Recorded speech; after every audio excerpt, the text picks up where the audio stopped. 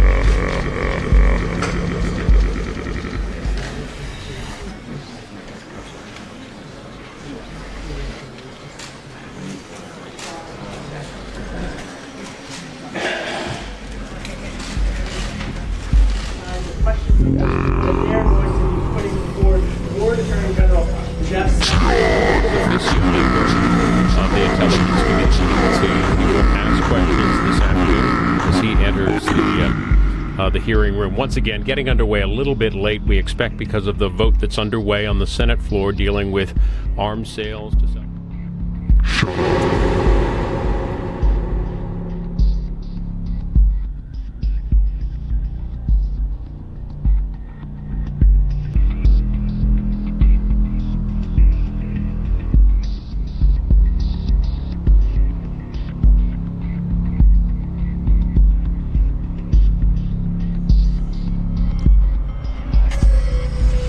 Here comes McCain.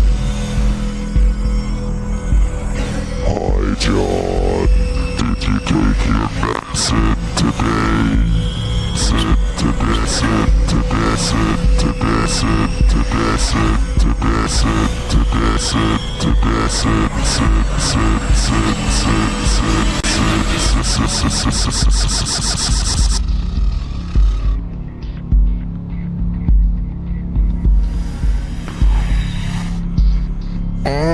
I don't know if I took my medicine. I don't know what I'm doing anymore.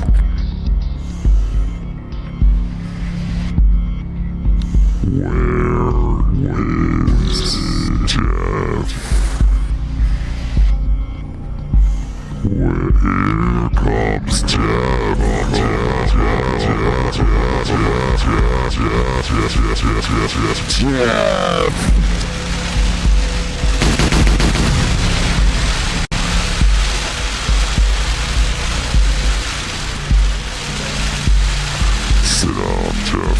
Sit down, sit down.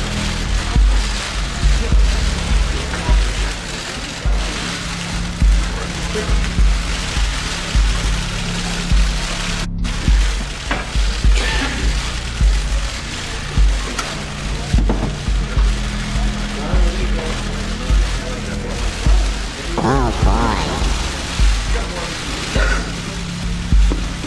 Nice to meet a wife. Nice to meet a wife.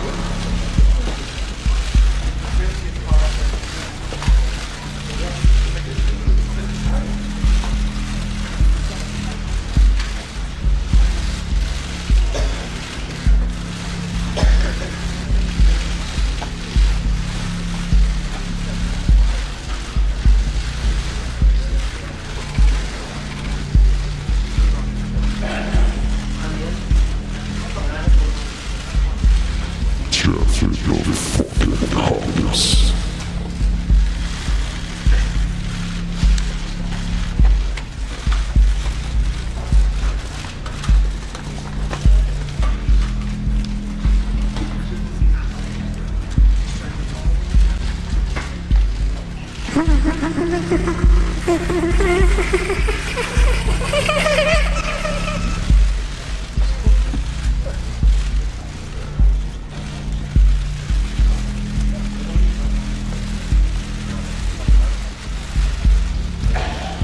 Jeff in the motherfucking house. I'd like to call the hearing to order, please.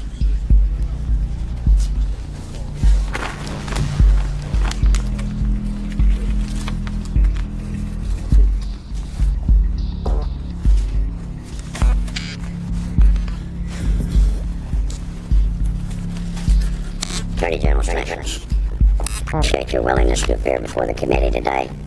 I thank you for your years of dedicated service as a member of this body and your recent leadership at the Department of Justice.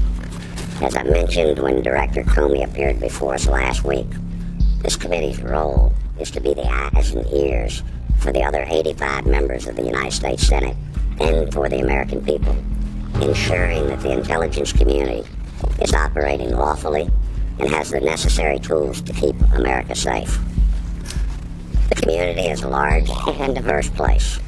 We recognize the gravity of our investigation into Russia's interference in the 2016 U.S. elections. The Russians. But I remind our constituents that while we investigate Russia, we are scrutinizing CIA's budget. While we're investigating Russia, we're still scrutinizing CIA's budget, NSA's 702 program, our nation's satellite program, and the entire IC effort to recruit and retain the best talent we can find in the world. More often than not, the committee conducts its work behind closed doors, a necessary step to ensure that our most sensitive sources and methods are protected. The sanctity of these sources and methods are at the heart of the intelligence community's ability to keep us safe and to keep our allies safe from those who seek to harm us. I've said repeatedly that I do not believe any committee that the committee does should be done in public. But I also recognize the gravity of the committee's current investigation and the need for the American people to be presented the facts so that they might make their own judgments.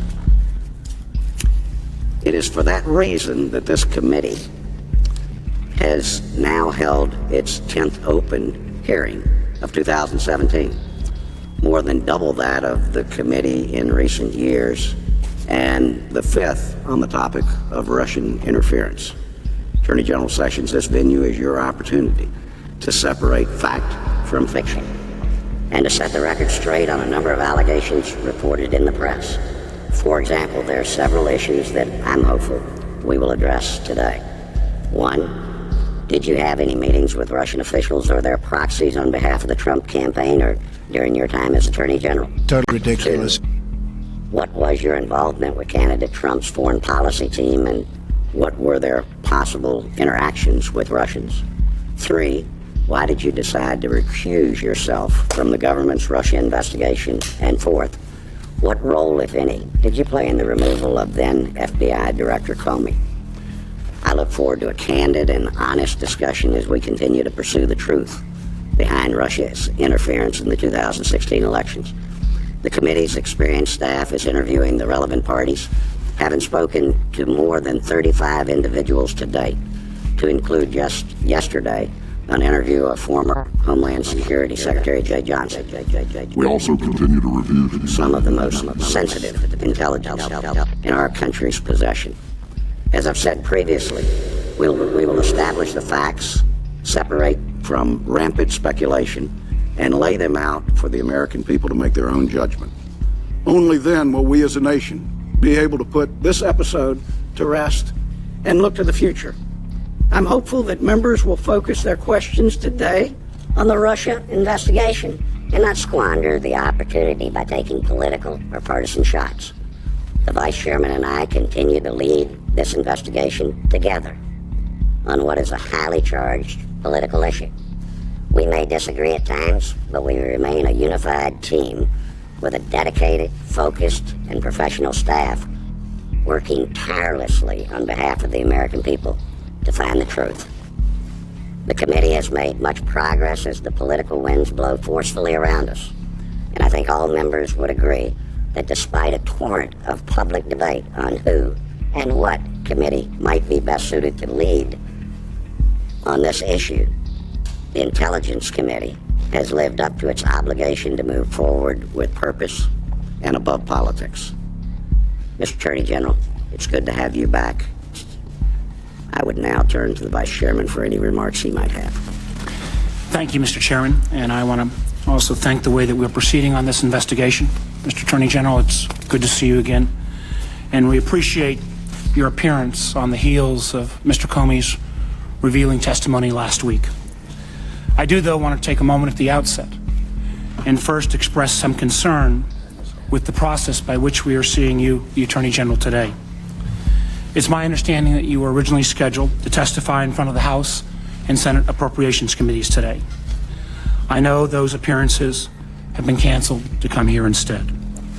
While we appreciate his testimony before our committee, I believe I speak for many of my colleagues, that I believe he should also answer questions from members of those committees and the Judiciary Committee as well. Mr. Attorney General, it's my hope that you will reschedule those appearances as soon as possible. In addition, I want to say at the outset that while we consider your appearance today as just the beginning of our interaction with you and your department, Mr. Attorney General, we had always expected to talk to you as part of our investigation. We believed it would be actually later in the process.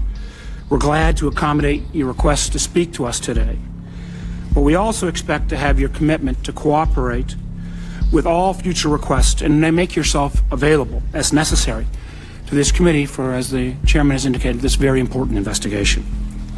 Now let's move to the subject of today's discussion. Let's start with the campaign. You are an ardent supporter of Mr. Trump.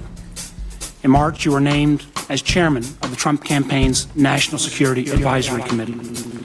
You were much more than a strategic advisor who helped shape much of the campaign's national security strategy. No doubt, you will have key insights about some of the key Trump associates that we're seeking to hear from in the weeks ahead. Questions have also been raised about some of your own interactions with Russian officials during the campaign. During your confirmation hearing in January, you said, quote, you did not have communications with Russians. Senator Leahy later asked you in writing whether you've been in contact with anyone connected to any part of the Russian government about the 2016 election. You answered, I believe, the definitive no. Despite that, the fact is, as you discovered later, that you did have interactions with Russian government officials during the course of the campaign. In March, you acknowledged 2 meetings with the Russian ambassador. Yet, there's also been some public reports of a possible 3rd meeting at the Mayflower Hotel on April 27th. I hope that today you will help clear up those discrepancies. We also expect, and hope this is very important, that you'll be willing to provide the committee with any documents that we need to shed light on this issue, such as emails or calendars. Then, there's the topic of the firing of former FBI Director Comey. Last Thursday, we received testimony from Mr. Comey.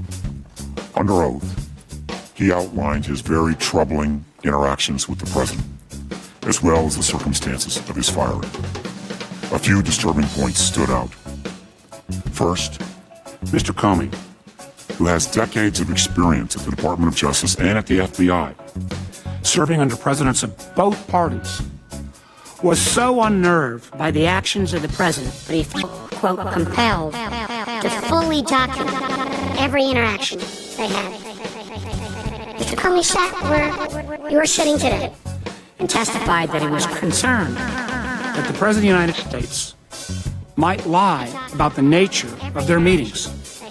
That's a statement from one of our nation's top law enforcement officials. We also heard that Director Comey took it as a direction from the President that he was to drop the FBI's investigation into former National Security Advisor, General Mike Flynn. Wrong. Finally, we heard from Mr. Comey that he believes he was fired over his handling of the Russia investigation. The President himself confirmed this in statements to the media. This is deeply troubling for all of us who believe on both sides of the aisle in preserving the independence of the FBI. Next question. We have a lot of work in order to follow up on these alarming disclosures. Mr. Attorney General, your testimony today is an opportunity to begin the process of asking those questions.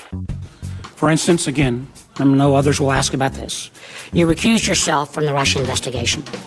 Yet you participated in the firing of Mr. Comey over the handling of that same investigation. We'll want to ask you about how you viewed your recusal and whether you believe you complied with it fully. In addition, we heard from Mr. Comey last week that the President asked you to leave the Oval Office so that he could speak one-on-one with Mr. Comey. Again, a very concerning action. We will need to hear from you about how you viewed the President's request and whether you thought it was appropriate. We'll also want to know if you are aware of any attempts by the President to enlist leaders in the intelligence community to undermine this very same Russia investigation. Most importantly, our committee will want to hear what you are doing to ensure that the Russians or any other foreign adversaries cannot attack our democratic process like this ever again. I'm concerned that the President still does not recognize the severity of the threat. He, to date, I believe, has not even acknowledged the unanimous conclusions of the U.S. intelligence community that Russia massively intervened in our elections. The threat we face is real, and it's not limited to us. The recent events in France are again a stark reminder that all Western democracies must take steps to protect themselves. I believe the United States can and must be a leader in this area, but it will require our administration to get serious about this matter.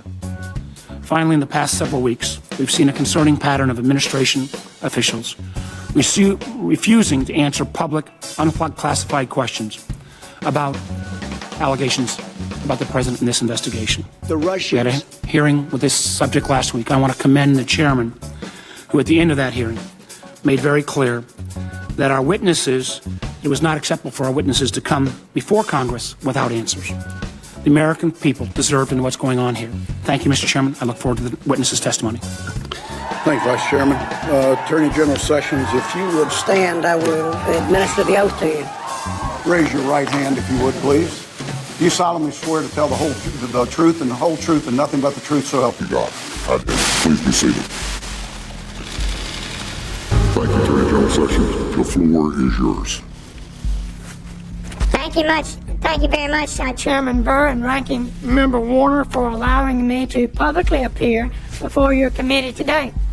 I appreciate the committee's critically important efforts to investigate Russian interference with our democratic processes. Such interference can never be tolerated, and I encourage every effort to get to the bottom of any such allegations. As you know, the Deputy Attorney General has appointed a special counsel to investigate the matters related to the Russian interference in the 2016 election. I'm here today to address several issues that have been specifically raised before this committee. And I appreciate the opportunity to respond to questions as fully as the Lord enables me to do so.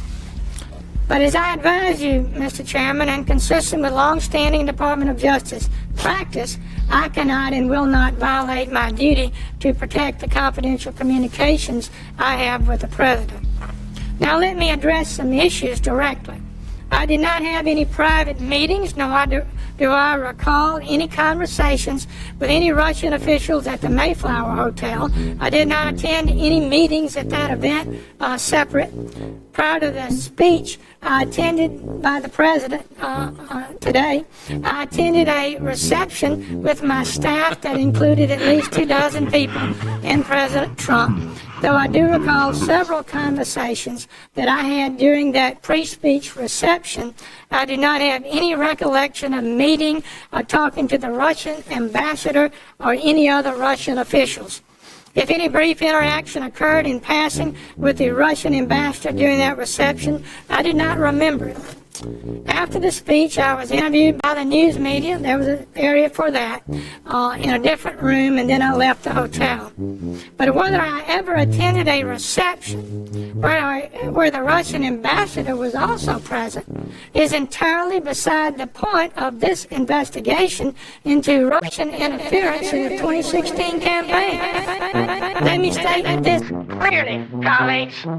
I have never met with or had any conversation with any Russians or any foreign officials concerning any type of interference with any campaign or election in the United States. Further, I have no knowledge of any such conversations by anyone connected to the Trump campaign. I was your colleague in this body for 20 years, at least some of you, and I participated in the suggestion that I participated in any collusion, that I was aware of any collusion with the Russian government to hurt this country, which I have served with honor for 35 years, or to undermine the integrity of our democratic process is an appalling and detestable lie. Related, there is the assertion that I did not answer Senator Franken's question honestly at my confirmation hearing. Colleagues, that is false. I can't say colleagues now. I'm no longer a part of this body, but former colleagues. That is false. This is what happened. Senator Franken asked me a rambling question after some 6 hours of testimony that included dramatic new allegations that the United States intelligence community, the U.S. intelligence community, had advised President-elect Trump, quote, that there was a continuing exchange of information during the campaign between Trump's surrogates and intermediaries for the Russian government, close quote. I was taken aback by that explosive allegation, which he said was being reported as breaking news that very day, and which I had not heard. I wanted to refute that immediately. Any suggestion that I was part of such an activity, I replied to Senator Franken this way, quote, Senator Franken, I'm not aware of any of those activities. I have been called a surrogate a time or two in that campaign, and I did not have communications with the Russians, and I'm unable to comment on it. Close quote. That was the context in which I was asked the question, and in that context, my answer was a fair and correct response to the charge as I understood it. I was responding to this allegation that we had met, surrogates had been meeting with the Russians on a regular basis. It simply did not occur to me to go further than the context of the question and to list any conversations that I may have had with Russians in routine situations, as I had many routine meetings with other foreign officials. So please hear me now. And it was only in March, after my confirmation hearing, that a reporter asked my spokesperson whether I had ever met with any Russian officials. This was the first time that question had squarely been posed to me. On the same day, we provided that reporter with the information related to the meeting that I and my staff had held in my Senate office with Ambassador Kislyak, as well as the brief encounter in July after a speech that I had given during the convention in Cleveland, Ohio. I also provided the reporter with a list of 25 foreign ambassador meetings that I'd had during 2016. In addition, I provided supplemental testimony to the Senate Judiciary Committee to explain this event.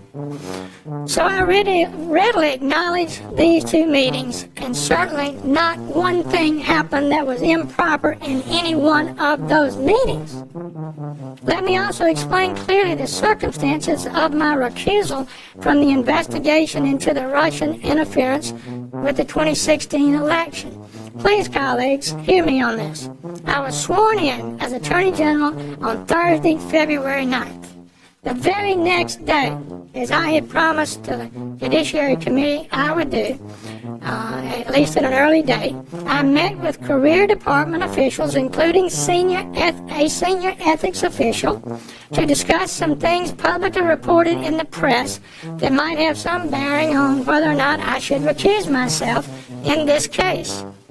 From that point, February 10th, until I announced my formal recusal on March 2nd, I was never briefed on any investigative details, did not access any information about the investigation. I received only the limited information that the department's career officials determined was necessary for me to form and make a recusal decision. As such, I have no knowledge about this investigation as it is ongoing today, beyond what has been publicly reported. I don't even read that carefully. And I have taken no action whatsoever with regard to any such investigation.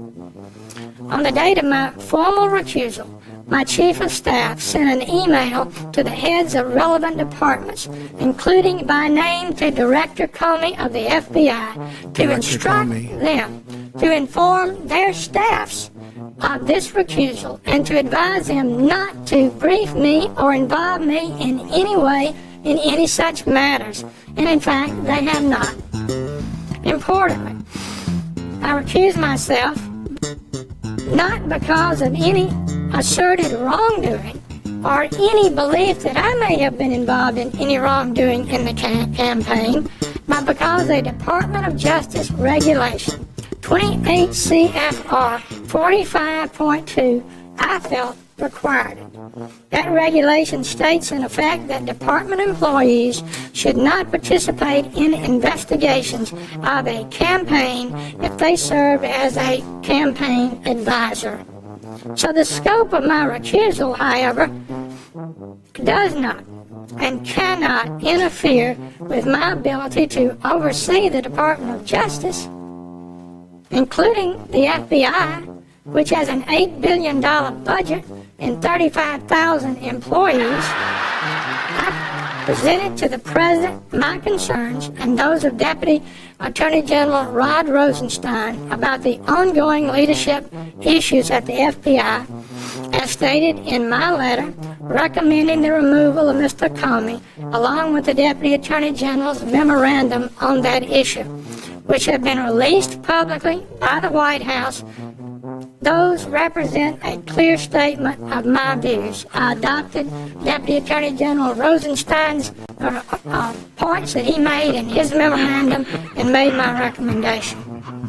It is absurd, frankly, to suggest that a recusal from a single specific investigation would render the Attorney General unable to manage the leadership of the various Department of Justice law enforcement components that conduct thousands of investigations.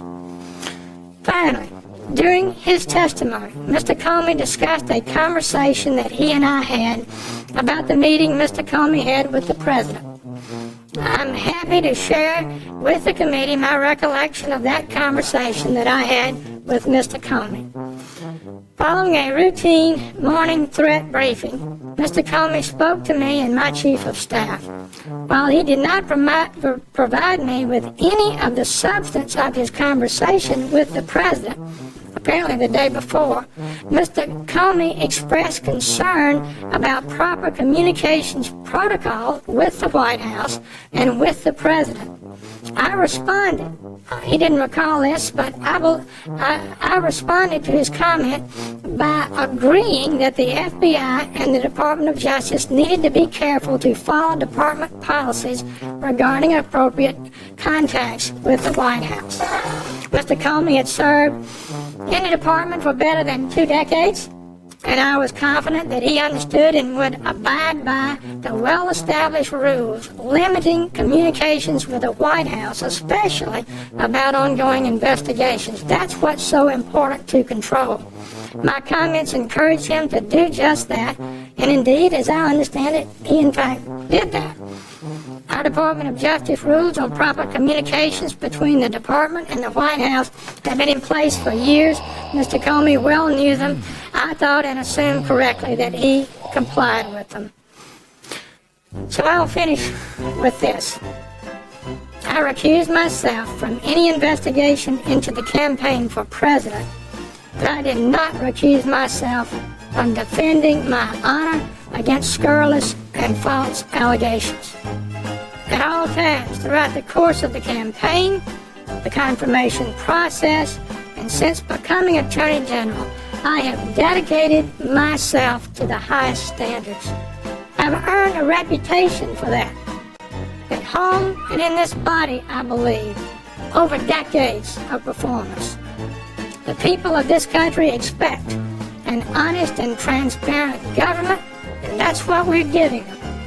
This president wants to focus on the people of this country to ensure they are treated fairly and kept safe. The Trump agenda is to improve the lives of the American people. I know some have different ways of achieving this and different agendas, but that is his agenda, and it's one I share. Importantly, as Attorney General, I have a responsibility to enforce the laws of this nation, to protect this country from its enemies, and to ensure the fair administration of justice. And I intend to work every day with our fine team and the superb professionals in the Department of Justice to advance the important work we have to do. These false attacks, the innuendos, the leaks, you can be sure will not intimidate me In fact, these events have only strengthened my resolve to fulfill my duty to reduce crime, to support our federal, state, and local law enforcement officers who work on our streets every day. Just last week, it was reported that overdose deaths in this country are rising faster than ever recorded. Last year was 52,000. The New York Times just estimated next year will be 62,000 overdose deaths. The murder rate is up over 10%, the largest increase since 1968. Together, we're telling the gangs, the cartels, the fraudsters, and the terrorists, we are coming after you. Every one of our citizens, no matter who they are or where they live, has the right to be safe in their homes and communities. And I will not be deterred. I will not allow this great department to be deterred from its vital mission. Thank you, Mr. Chairman, Ranking Member Warner. I have a great honor to appear before you today, and I will do my best to answer your questions. General Sessions, thank you. Thank you for that testimony. I'd like to note for members, the chair and the vice chairman will be recognized for 10 minutes. Members will be recognized for 5 minutes. And I'd like to remind our members that we are in open session. No references to classified or committee-sensitive materials should be used relative to your questions. With that, I recognize myself at this time for 10 minutes. General Sessions, you talked about the Mayflower Hotel where the president gave his first foreign policy speech, and it's been covered in the press that the president was there, you were there, others were there. From your testimony, you said you don't remember whether Ambassador Kislyak was there, the Russian ambassador. Is that correct? I did not remember that. But I understand he was there. So I don't doubt that he was. I believe that representations are correct. In fact, I recently saw a video of him coming into the room. But you never remember having a conversation or a meeting with Ambassador Kislyak? I do not. And there was, in that event, was there ever a private room setting that you were involved in? No. Other than the reception area that was shut off from I guess the main crowd, a couple of dozen, 2 to 3 dozen people. I would take for granted at an event like this, the president shook some hands. Yes, he came in and shook hands in the group. Okay. You mentioned that there were some staff that were with you at that event.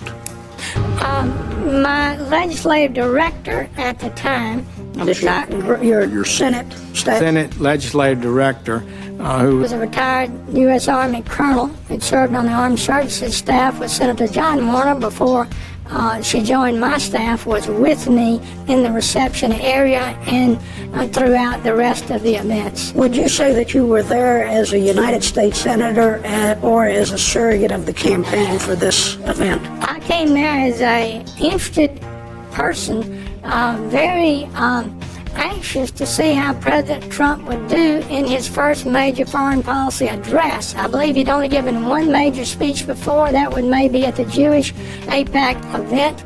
And so it was an interesting time for me to observe his delivery and the message he would make. That was my main purpose of being there. Now, you reported 2 other meetings with Ambassador Kislyak, one in July on the sidelines of the Republican convention, I believe, and one in September in your Senate office.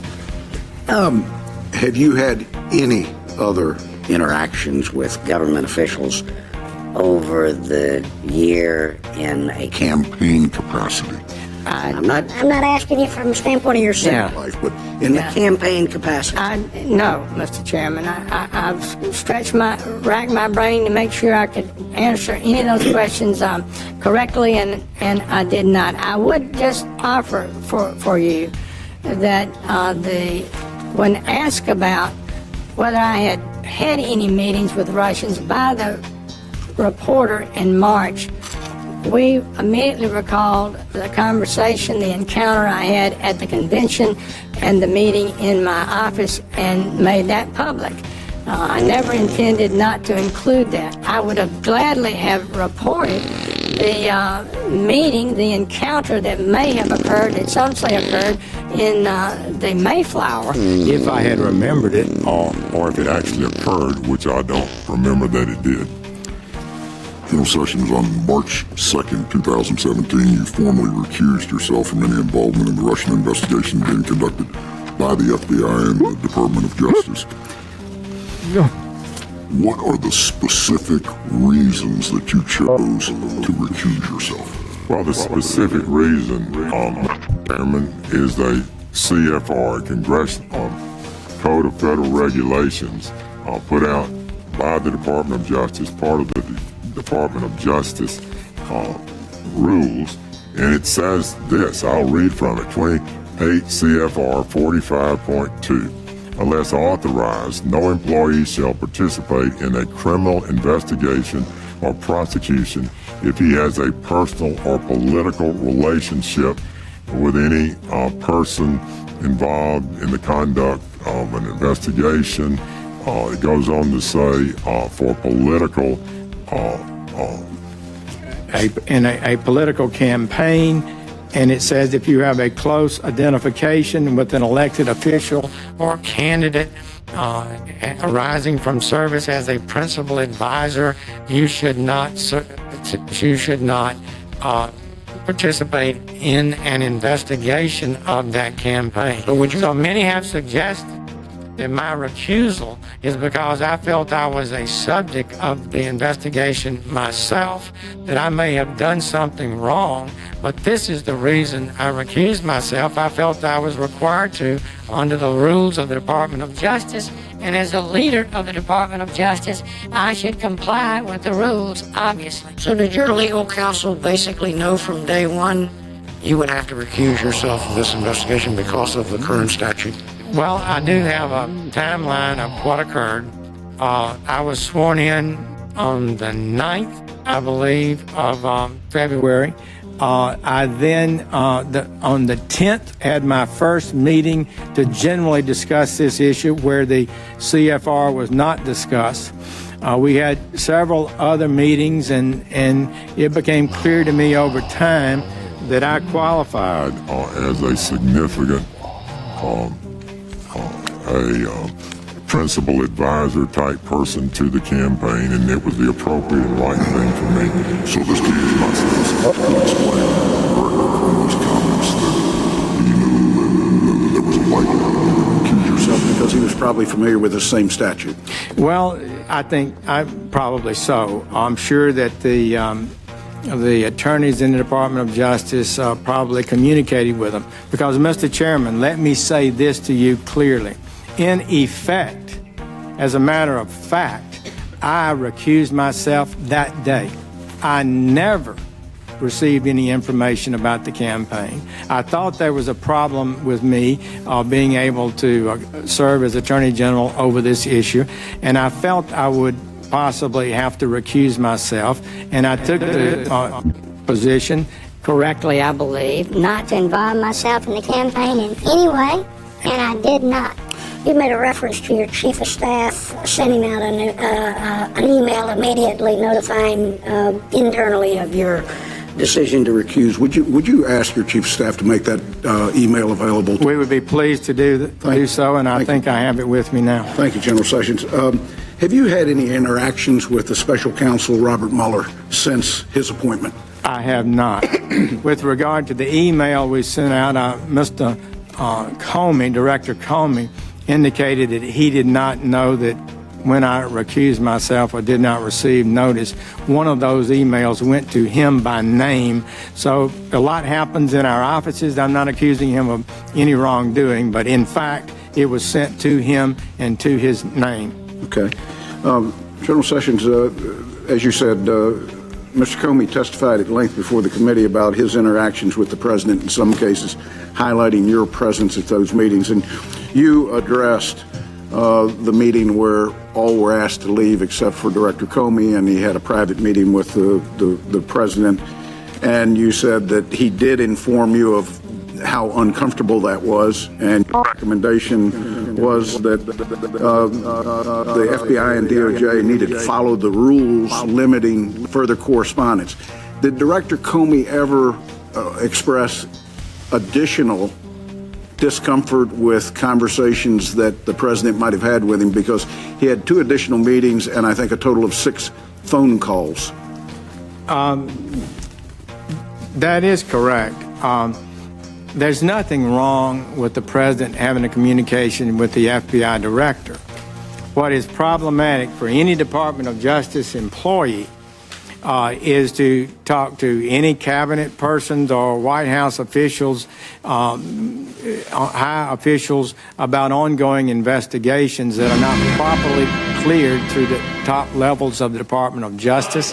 And so it was a regulation I think is healthy. I thought we needed and strongly believe we needed to restore discipline within our department to adhere to just those kind of rules, plus leaking rules and some of the other things that I think are a bit lax and need to be restored. You couldn't have had a conversation with the president about the investigation because you were never briefed on the investigation. That is correct. I would note that with regard to the private meeting that Director Comey had, by his own admission, I believe there are as many as 6 such meetings. Several of them he had with President Trump. I think he had 2 with President Obama. So it's not improper per se, but it would not be justified for a department official to share information about an ongoing investigation without prior review and clearance from above. General Sessions, just one last question. You were the chair of this foreign policy team for the Trump campaign. To the best of your knowledge, did that team ever meet? We met a couple of times, maybe. Some of the people did, but we never functioned, frankly, Mr. Chairman, as a coherent team. We had various meetings. Were there any members of that team you never met? Yes. Okay. Vice Chairman. Thank you, General Sessions. As I mentioned in my opening statement, we appreciate your appearance here, but we do see this as the first step, and I would just like to get your commitment that you will agree to make yourself available as the committee needs in the weeks and months ahead. Senator Warner, I would.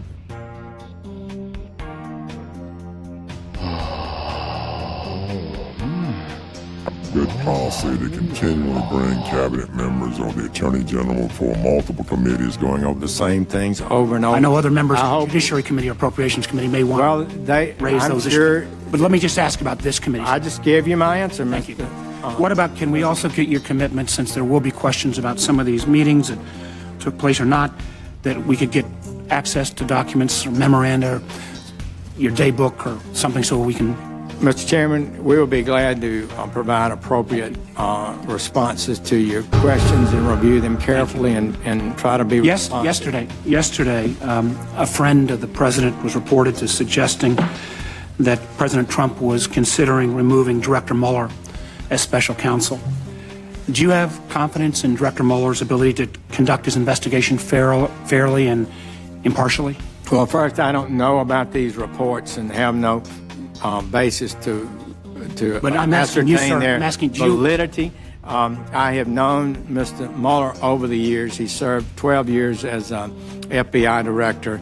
I knew him before that, and I have confidence in Mr. Mueller. So you have confidence he can do his I'm job? not going to discuss any hypotheticals or what might be a factual situation in the future that I'm not aware of today, because I know nothing about the investigation. Do you believe? Fully recused I've got a myself. series of questions, sir. Do you believe the president has confidence in Director Mueller? I have no idea. I've not talked to him about it. Now, if we commit to this committee not to take any personal actions that might result in Director Mueller's firing or dismissal? Well, I think I probably could say that with confidence, because I'm recused from the investigation.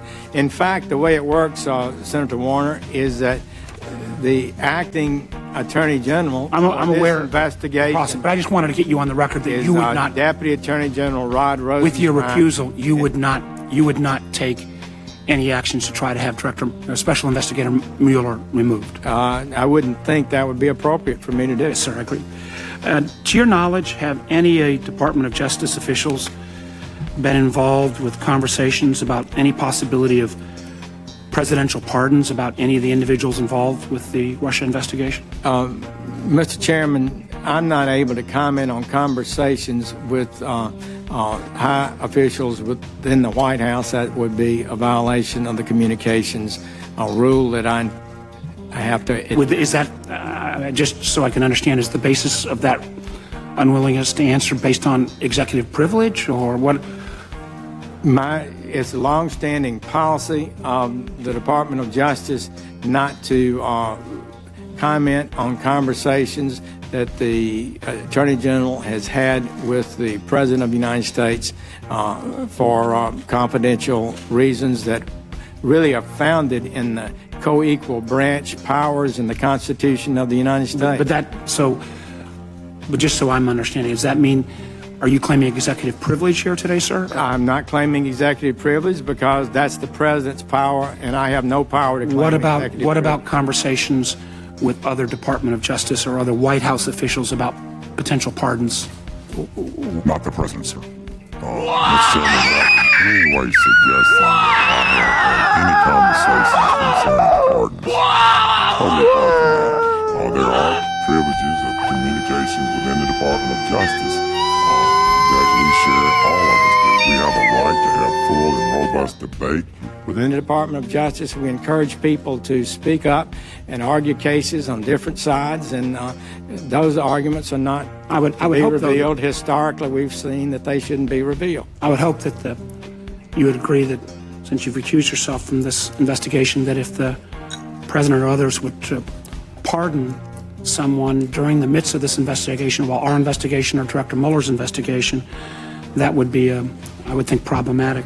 Let me, one of the comments you made in your testimony was that you'd reached this conclusion about the performance of then Director Comey's ability to lead the FBI, that you agreed with Deputy Attorney General Rosenstein's memo, the fact that you'd worked with Director Comey for some time. Did you ever have a conversation as a superior of Director Comey with his failure to perform, or some of these accusations that he wasn't running the FBI in a good way, or that somehow the FBI is in turmoil? Did you have any conversations with Director Comey about those subjects? Next I question. did not. Next question. So you were his superior, and there were some fairly harsh things said about Director Comey. You never thought it was appropriate to raise those concerns before he was actually terminated by the President? I did not do so. A memorandum was prepared by the Deputy Attorney General who evaluated his performance, noted some serious problems with it. And you agreed with those? I agreed with those. In fact, Senator Warner, we had talked about it even before I was confirmed and before he was confirmed. It's something that we both agreed to, that a fresh start at the FBI was probably the best thing. It just, again, seems a little... I could understand that if you talked about that before you came on, you had a chance for a fresh start, there was no fresh start. Suddenly we're in the midst of the investigation, and with timing that seems a little peculiar, that what kind of, at least to me, was out of the blue, the President fires the FBI director, and if there are all these problems of disarray and a lack of esprit de corps at the FBI, all things that the acting director of the FBI denied is the case, I would have thought that somebody would have had that kind of conversation with Director Comey. He was at least been owed that. Let's go to the April 27th meeting. Has been brought up, I think the chairman brought it up. By the time April 27th came around, you'd already been named as the chair of then candidate Trump's National Security Advisory. So showing up that meeting would be appropriate, not only That was the Mayflower Hotel. Right, yes, sir. Yes, sir. And my understanding was that the President's son-in-law, Jared Kushner, was at that meeting as well? I believe he was, yes. You don't recollect whether Mr. Kushner had any conversations with Ambassador Kislyak at that session? I do not. Okay. And to the best of your memory, you had no conversation with Ambassador Kislyak at that meeting? I don't recall it, Senator Warner. It would have been, certainly I can assure you, nothing improper if I'd had a conversation with him, and it's conceivable that occurred. I just don't remember it. But there was nothing in your notes or memory so that when you had a chance, and you did, and I appreciate, correct the record about the other two sessions in response to Senator Frank and Senator Leahy, this one didn't pop into your memory that maybe in the overabundance of caution that you ought to report that? This session as well. Well, I guess I could say that I possibly had a meeting, but I still do not recall it. And I did not in any way fail to record something in my testimony or in my subsequent letter intentionally false. I understand that, sir. I'm just trying to understand when you corrected the record, and clearly by the time you had a chance to correct the record, I would have thought that you would have known that Ambassador Kislyak was at that April 27th session. It received quite a bit of press notoriety. And again, echoing what the chairman has said, just again for the record, there was no other meeting with any other officials of the Russian government during the campaign season. Not to my recollection. And I would just say with regard to the two encounters, one at the Mayflower Hotel that you referred to, I came there not knowing he was going to be there. I don't have any recollection of even knowing he would be there. I didn't have any communications with him before or after that event.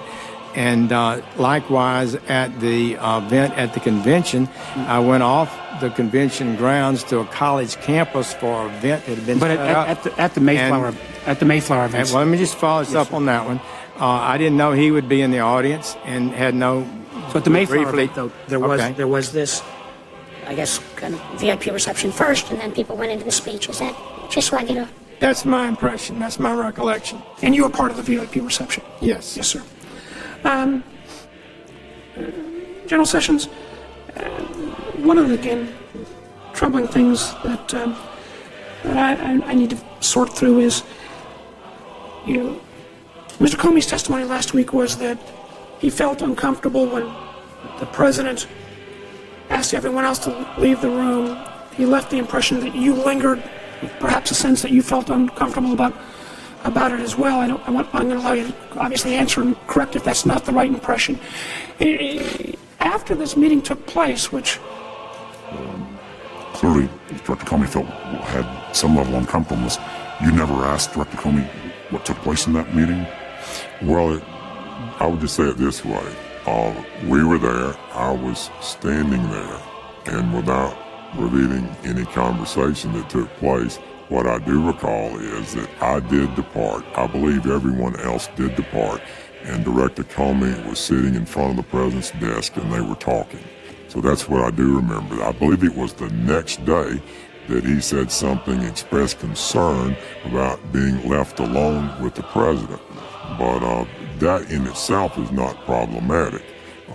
He did not tell me at that time any details about anything that was said that was improper. I affirmed his concern that we should be following the proper guidelines of the Department of Justice and basically backed him up in his concerns, and that he should not carry on any conversation with the president or anyone else about an investigation in a way that was not proper.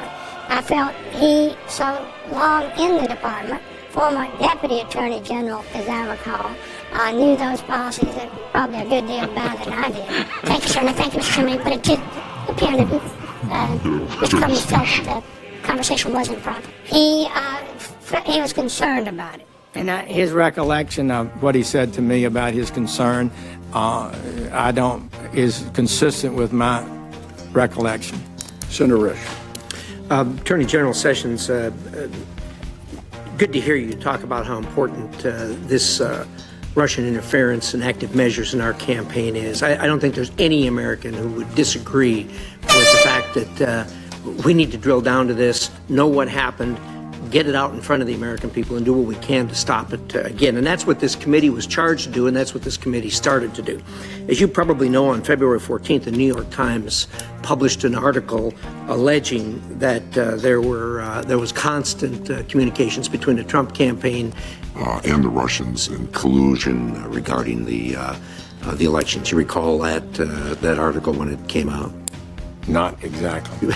Generally. But that was generally. I remember those charges. Mr. Comey told us when he was here last week that he had a very specific recollection. In fact, he chased it down through the intelligence community and was not able to find a scintilla of evidence to that effect. Then he sought out both Republicans and Democrats up here to tell them that this was false, that there was no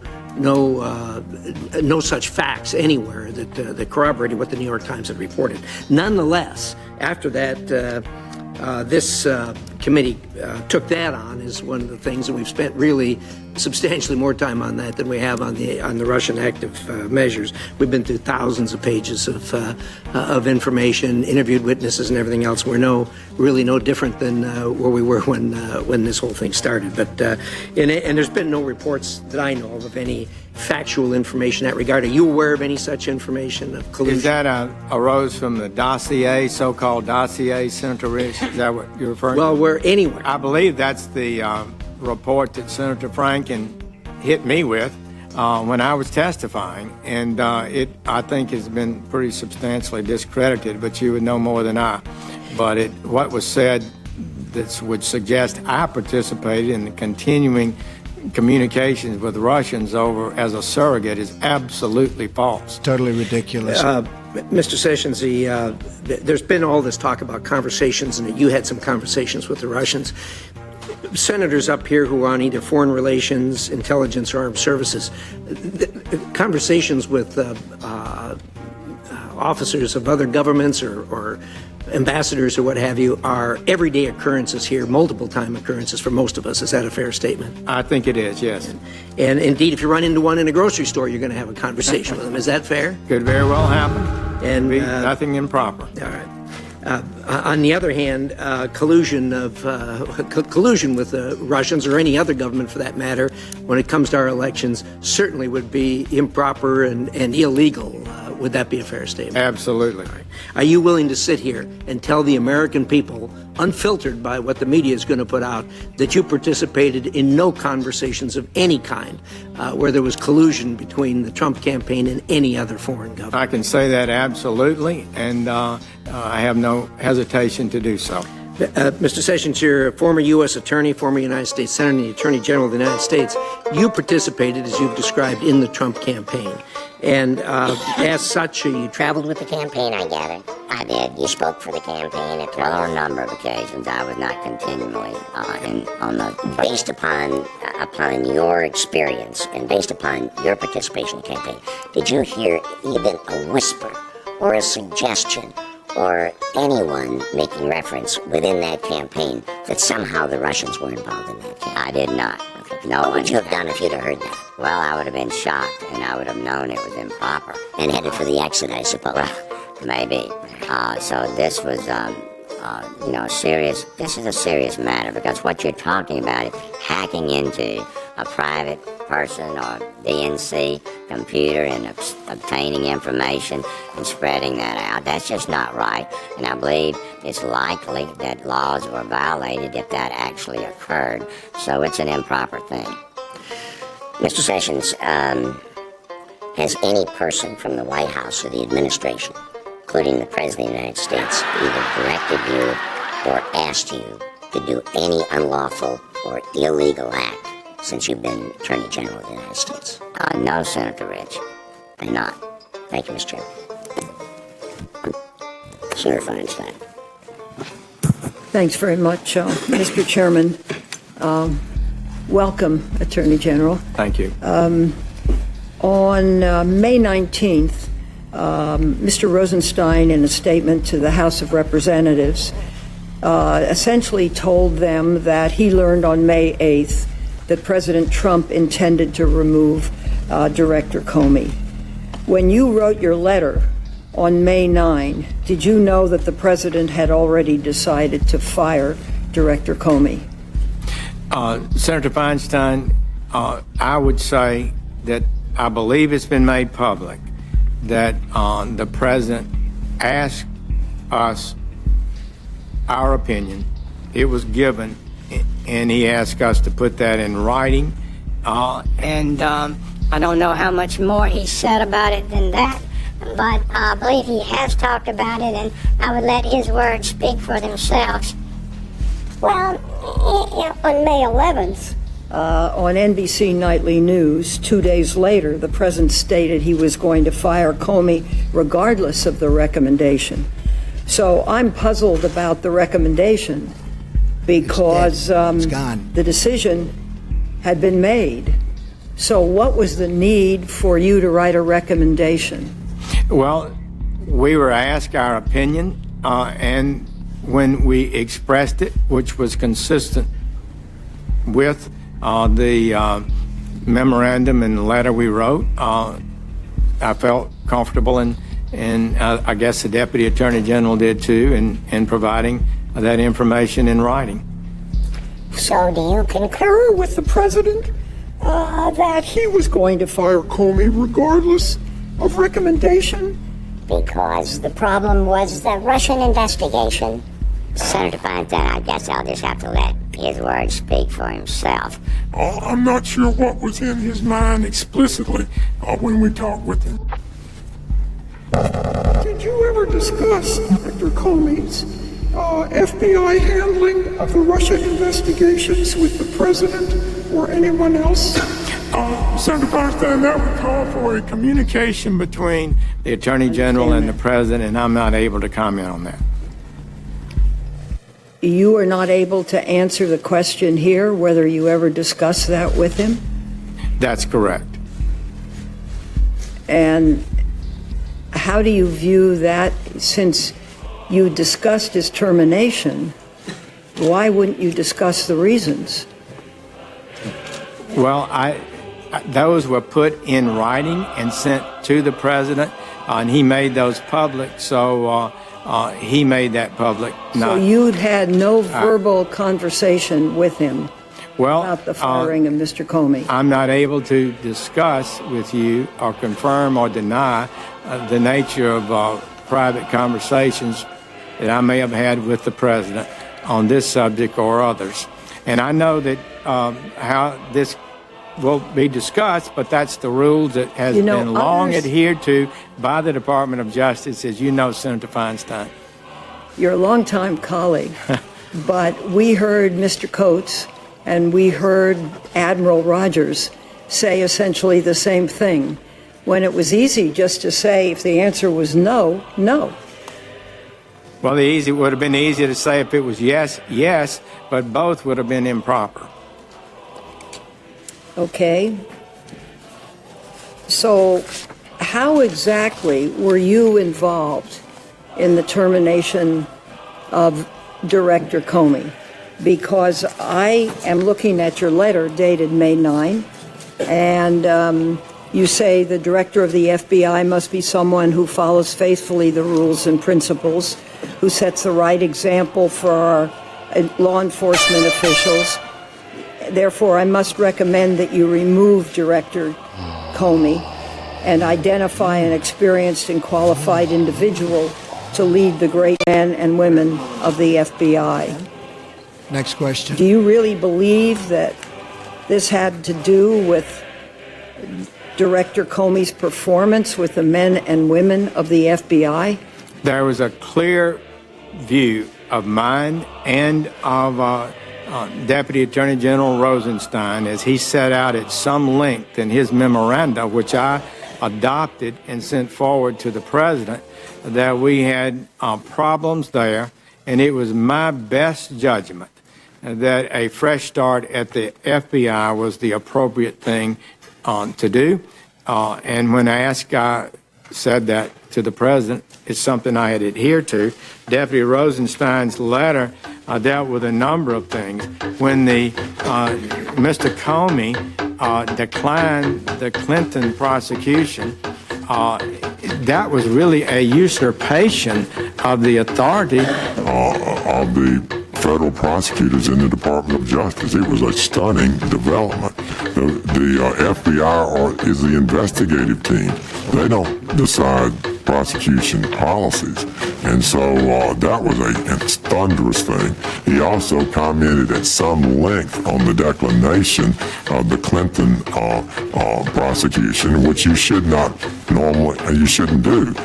Policies have been historic. If you decline, and you don't talk about it. There were other things that had happened that indicated to me a lack of discipline, and it caused controversy on both sides of the aisle. And I'd come to the conclusion that a fresh start was appropriate and did not mind putting that in writing. My time is up. Thank you very much. Thank you for being here, Attorney General. I want to go back to February 14th and kind of close the loop on the details. Director Comey was here, provided great detail about that day. So what I've heard so far is there was a meeting in the Oval Office on the 14th. You recall being there along with him. At some point, the meeting concluded. The president, everyone got up to leave. The president asked Director Comey to stay behind, correct? Well, that's a communication in the White House that I would not comment on. All right, I do indicate. You remember seeing him stay behind? Yes. Okay. And his testimony was that you lingered. And his view of it was you lingered because you knew that you needed to stay. That was his characterization. Do you remember lingering? Do you remember feeling like you needed to stay? I do recall being one of the last ones to leave. Did you decide to be one of the last ones to leave? I don't know how that occurred. We had finished counterterrorism briefing. There are a number of people were there, and people were filtering out. I eventually left, and I do recall that I think I was the last, or one of the last 2 or 3 to leave. Would it be fair to say that you felt like perhaps you needed to stay because it involved the FBI director? Well, I don't know how I would characterize that, Senator Rubio. I left. It didn't seem to me to be a major problem. I knew that Director Comey, long-time experience in the Department of Justice, could handle himself well. So you saw him after that. He characterized it as he went up to you and said, never leave me alone with the president again. It's not appropriate. And he said, this is his characterization. You just kind of shrugged as if to say, what am I supposed to do about it? Well, I think I described it more completely, correctly. He raised that issue with me, I believe, the next day. I think that was correct. And he expressed concern to me about that private conversation. And I agreed with him essentially that there are rules on private conversations with the president, but there's not a prohibition on a private discussion with the president.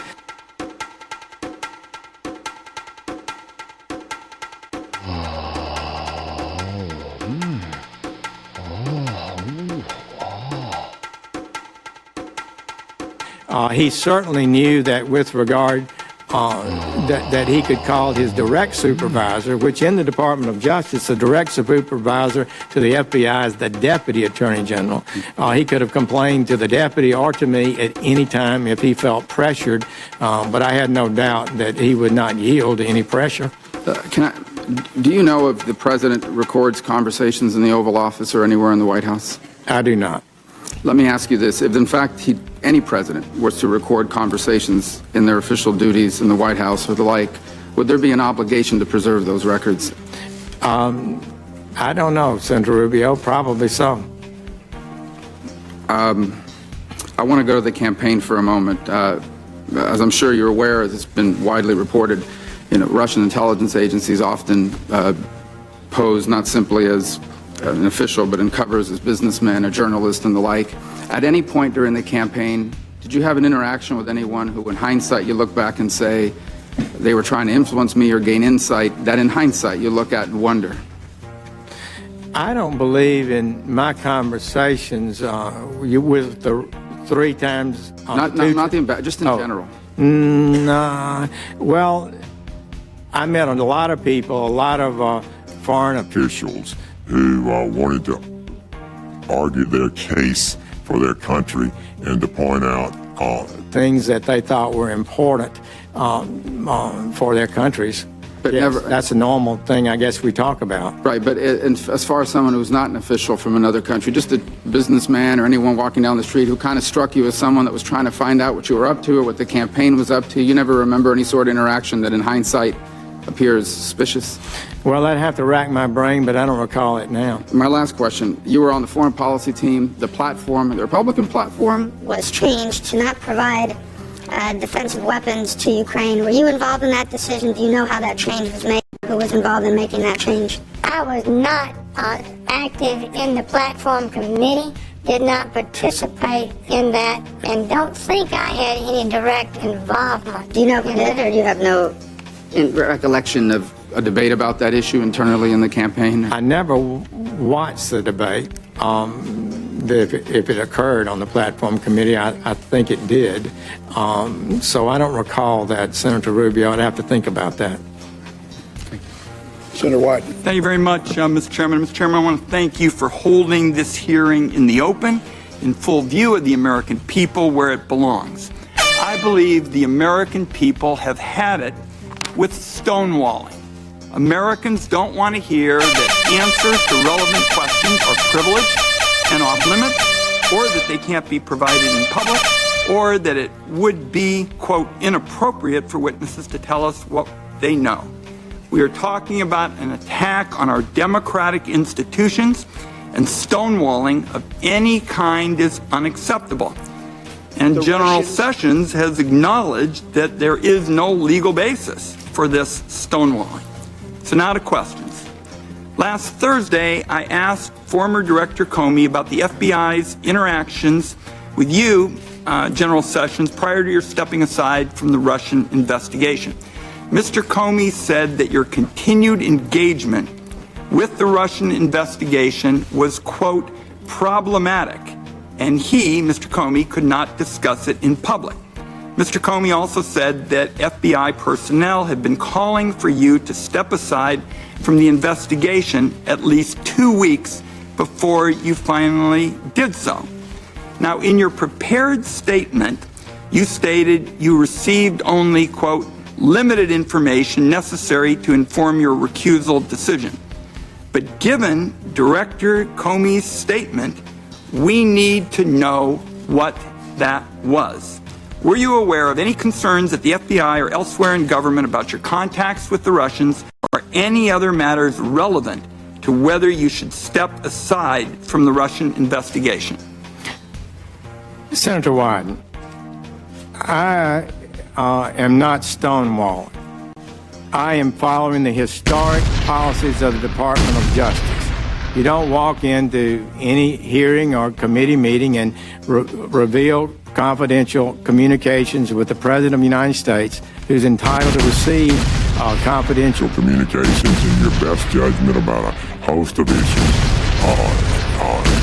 and have to be accused of stonewalling for not answering them. So I would push back on that. Secondly, Mr. Comey, perhaps he didn't know, but I basically recused myself the first day I got into the office because I never accessed files. I never learned the names of investigators. I never met with them. I never asked for any documentation. The documentation, what little I received, was mostly already in the media and was presented by the senior ethics, public responsibility, professional responsibility attorney in the department.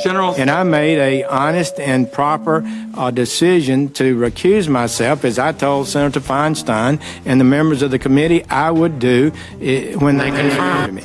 General Sessions. Respectfully, you're not answering the question. Well, what is the question? The question is, Mr. Comey said that there were matters with respect to the recusal that were problematic and he couldn't talk about them. What are they? Why don't you tell me? There are none, Senator Wyden. There are none. I can tell you that for absolute certainty. This is a secret innuendo being leaked out there about me, and I don't appreciate it.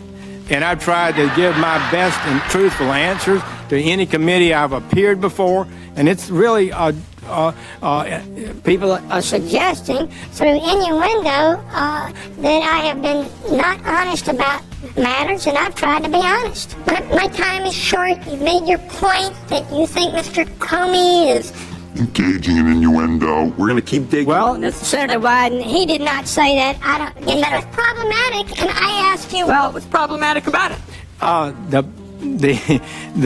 Some of that leaked out of the committee that he said in Closed sessions. Okay.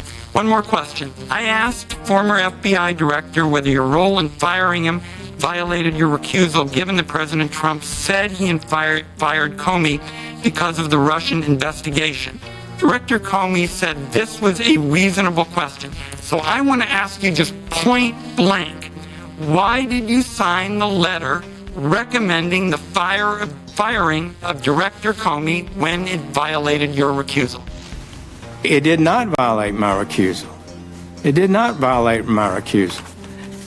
That would be the answer to that. And the letter that I signed represented my views that had been formulated for some time. Mr. Chairman, just if I can finish, that answer, in my view, doesn't pass the smell test. The president tweeted repeatedly about his anger at investigations into his associates in Russia. The day before you wrote your letter, he tweeted that the collusion story was a total hoax and asked, when will this taxpayer-funded charade end? I don't think your answer passes the smell test. Well, Senator Wyden, I think I should be allowed to briefly respond at least, and would say the letter, the memorandum that Senator Deputy Rosenstein wrote, and my letter that accompanied it represented my views of the situation. Thank you, Chairman. Senator Collins. Thank you, Mr. Chairman. Attorney General Sessions, I want to clarify who did what with regard to the firing of Mr. Comey. First of all, let me ask you, when did you have your first conversation with Rod Rosenstein about Mr. Comey? We talked about it before either one of us were confirmed. It was a topic of, conversation among people who'd served in the department a long time. They knew that what had happened that fall was pretty dramatically unusual. Many people felt it was very wrong. And so it was in that context that we discussed it, and we both found that we shared a common view that a fresh start would be appropriate. And this was based on Mr. Comey's handling of the investigation involving Hillary Clinton, in which you said that he usurped the authority of prosecutors at the Department of Justice? Yes, that was part of it, and the commenting on the investigation in ways that go beyond the proper policies. We need to restore, Senator Collins, I think, the classic discipline in the department. My team, we've discussed this. There's been too much leaking and too much talking publicly about investigations. In the long run, the department historic rule that you remain mum about ongoing investigations is the better policy. Now, subsequently, the president asked for you to put your views in writing. You've testified today. And I believe that you were right to recuse yourself from the ongoing Russian investigation. But then on May 9th, you wrote to the president recommending that Mr. Comey be dismissed. And obviously, this went back many months to the earlier conversations you had had with Mr. Rosenstein. But my question is, why do you believe that your recommendation to fire Director Comey was not inconsistent with your March 2nd recusal? Thank you. The recusal involved one case involved in the Department of Justice and in the FBI. They conduct thousands of investigations. I'm the Attorney General of the United States. It's my responsibility to our Judiciary Committee and other committees to ensure that that department is run properly. I have to make difficult decisions, and I do not believe that it is a sound position to say that if you're recused for a single case involving any one of the great agencies like DEA or U.S. Marshals or ATF that are part of the Department of Justice, you can't make a decision about the leadership in that agency. Now, if you had known that the president subsequently was going to go on TV and in an interview with Lester Holt of NBC would say that this Russian thing was the reason for his decision to dismiss the FBI director, would you have felt uncomfortable about the timing of the decision? Well, I would just say this, Senator Collins. I don't think it's appropriate to deal with those kind of hypotheticals. I have to deal in actual issues, and I would respectfully not comment on that. Well, let me ask you this. In retrospect, do you believe that it would have been better for you to have stayed out of the decision to fire Director Comey? Next question. I think it's my responsibility. I mean, I was appointed to be Attorney General. Supervising all the federal agencies is my responsibility. Trying to get the very best people in those agencies at the top of them is my responsibility, and I think I had a duty to do so. Now, Director Comey testified that he was not comfortable telling you about his one-on-one conversation with the president on February 14th because he believed that you would shortly recuse yourself from the Russian investigation, which you did.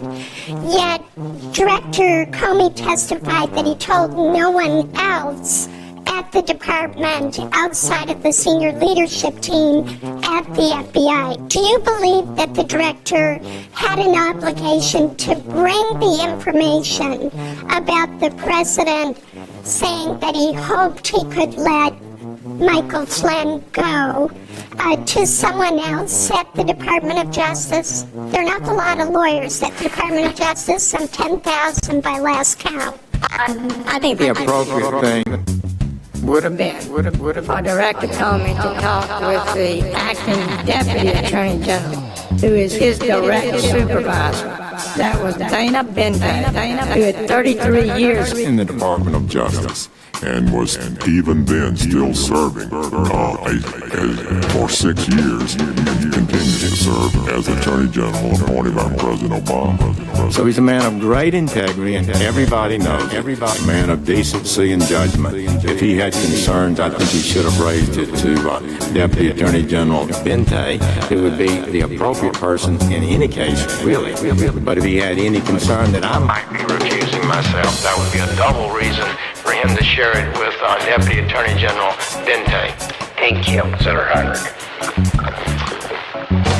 Attorney General Sessions, has the President ever expressed his frustration to you regarding your decision to recuse yourself?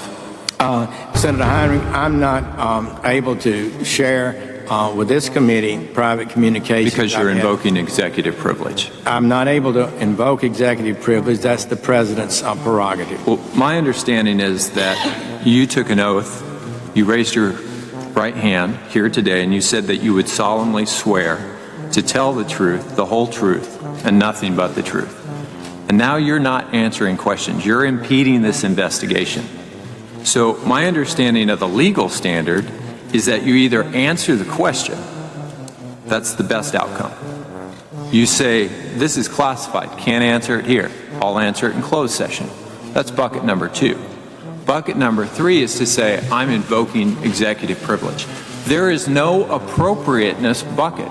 It is not a legal standard. Can you tell me what are these long-standing DOJ rules that protect conversations made in the executive without invoking executive privilege? Senator, I'm protecting the President's constitutional right by not giving it away before he has a chance to You're having view it it. both And ways. secondly, I am telling the truth in answering your question in saying it's a long-standing policy of the Department of Justice. Are those not policies to comment, written? even and to make sure the president has full opportunity to decide these issues. Can you share those policies with us? Are they written down at the Department of Justice? I believe they are. This is the appropriateness legal standard for not answering congressional inquiries. It's my judgment that it would be inappropriate for me to answer and reveal private conversations with the president when he has not had a full opportunity to review the questions and to make a decision on whether or not to approve such an answer. One, there are also other privileges that could be invoked. One of the things deals with the investigation of the special counsel as and we're not asking questions about that investigation. If I wanted to ask questions about that investigation, I'd ask those of Rod Rosenstein. I'm asking about your personal knowledge from this committee, which has a constitutional obligation to get to the bottom of this. There are two investigations here. There is a special counsel investigation. There is also a congressional investigation. And you are obstructing that congressional investigation by not answering these questions. And I think your silence, like the silence of Director Coates, like the silence of Admiral Rogers, speaks volumes. I would say that I have consulted with senior career attorneys in the department, and they believe this is consistent with my duties. Senator Risch asked you a question about appropriateness. If you had known that there had been anything untoward with regard to Russia in the campaign, would you have headed for the exits? Your response was maybe. Why wasn't it a simple yes? Well, there was a improper, illegal relationship in an effort to impede or influence this campaign. I absolutely would have departed. I think that's a good answer. I'm not sure why it wasn't the answer in the first place. I find it strange that neither you nor Deputy Attorney General Rod Rosenstein brought up performance issues with Director Comey. And in fact, Deputy FBI Director McCabe has directly refuted any assertion that there were performance issues. This is troubling because it appears that the president decided to fire Director Comey because he was pursuing the Russia investigation and had asked you to come up with an excuse. When your assessment of Director Comey didn't hold up to public scrutiny, the president finally admitted that he had fired Director Comey because he was pursuing the Russia investigation, i.e. the Lester Holt interview. You've claimed that you did not break recusal when participating in Director Comey's firing, but it appears that his firing was directly related to Russia, not departmental mismanagement. How do you square those two things? Well, you had a lot in that question. Let me say first, within a week or so, I believe May 3rd, Director Comey testified that he believed the handling of the Clinton declination was proper and appropriate, and he would do it again. I know that was a great concern to both of us because it did not, that represented something that I think most professionals in the Department of Justice would totally agree, that the FBI investigative agency does not decide whether to prosecute or decline criminal cases. Pretty breathtaking usurpation of the responsibility of the Attorney General.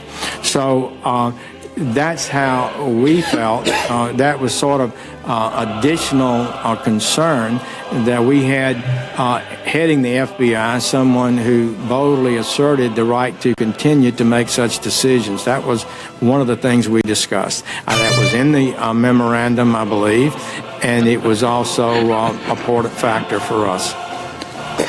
Before I recognize Senator Blunt, I would like the record to show that last night, Rogers spent almost 2 hours in closed session with almost the full committee, fulfilling his commitment to lasting the hearing.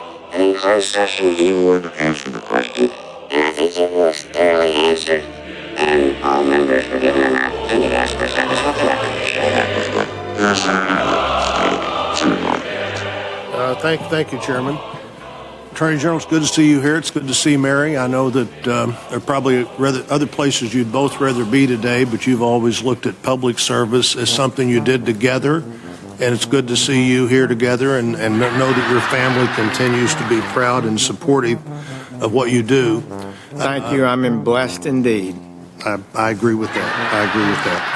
Let me just get a couple of things clear in my mind here of notes I've taken while people were asking questions and you were talking. On the April 27th, 2016 event, I think that's the Mayflower Hotel speech that the presidential candidate gave on foreign policy. You didn't have a room at that event where you had private meetings, did you? No, I did not.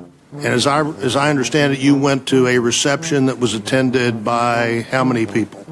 I think 2 to 3 dozen. 2 to 3 dozen people. You went in, heard a speech, and then may have seen people on your way out.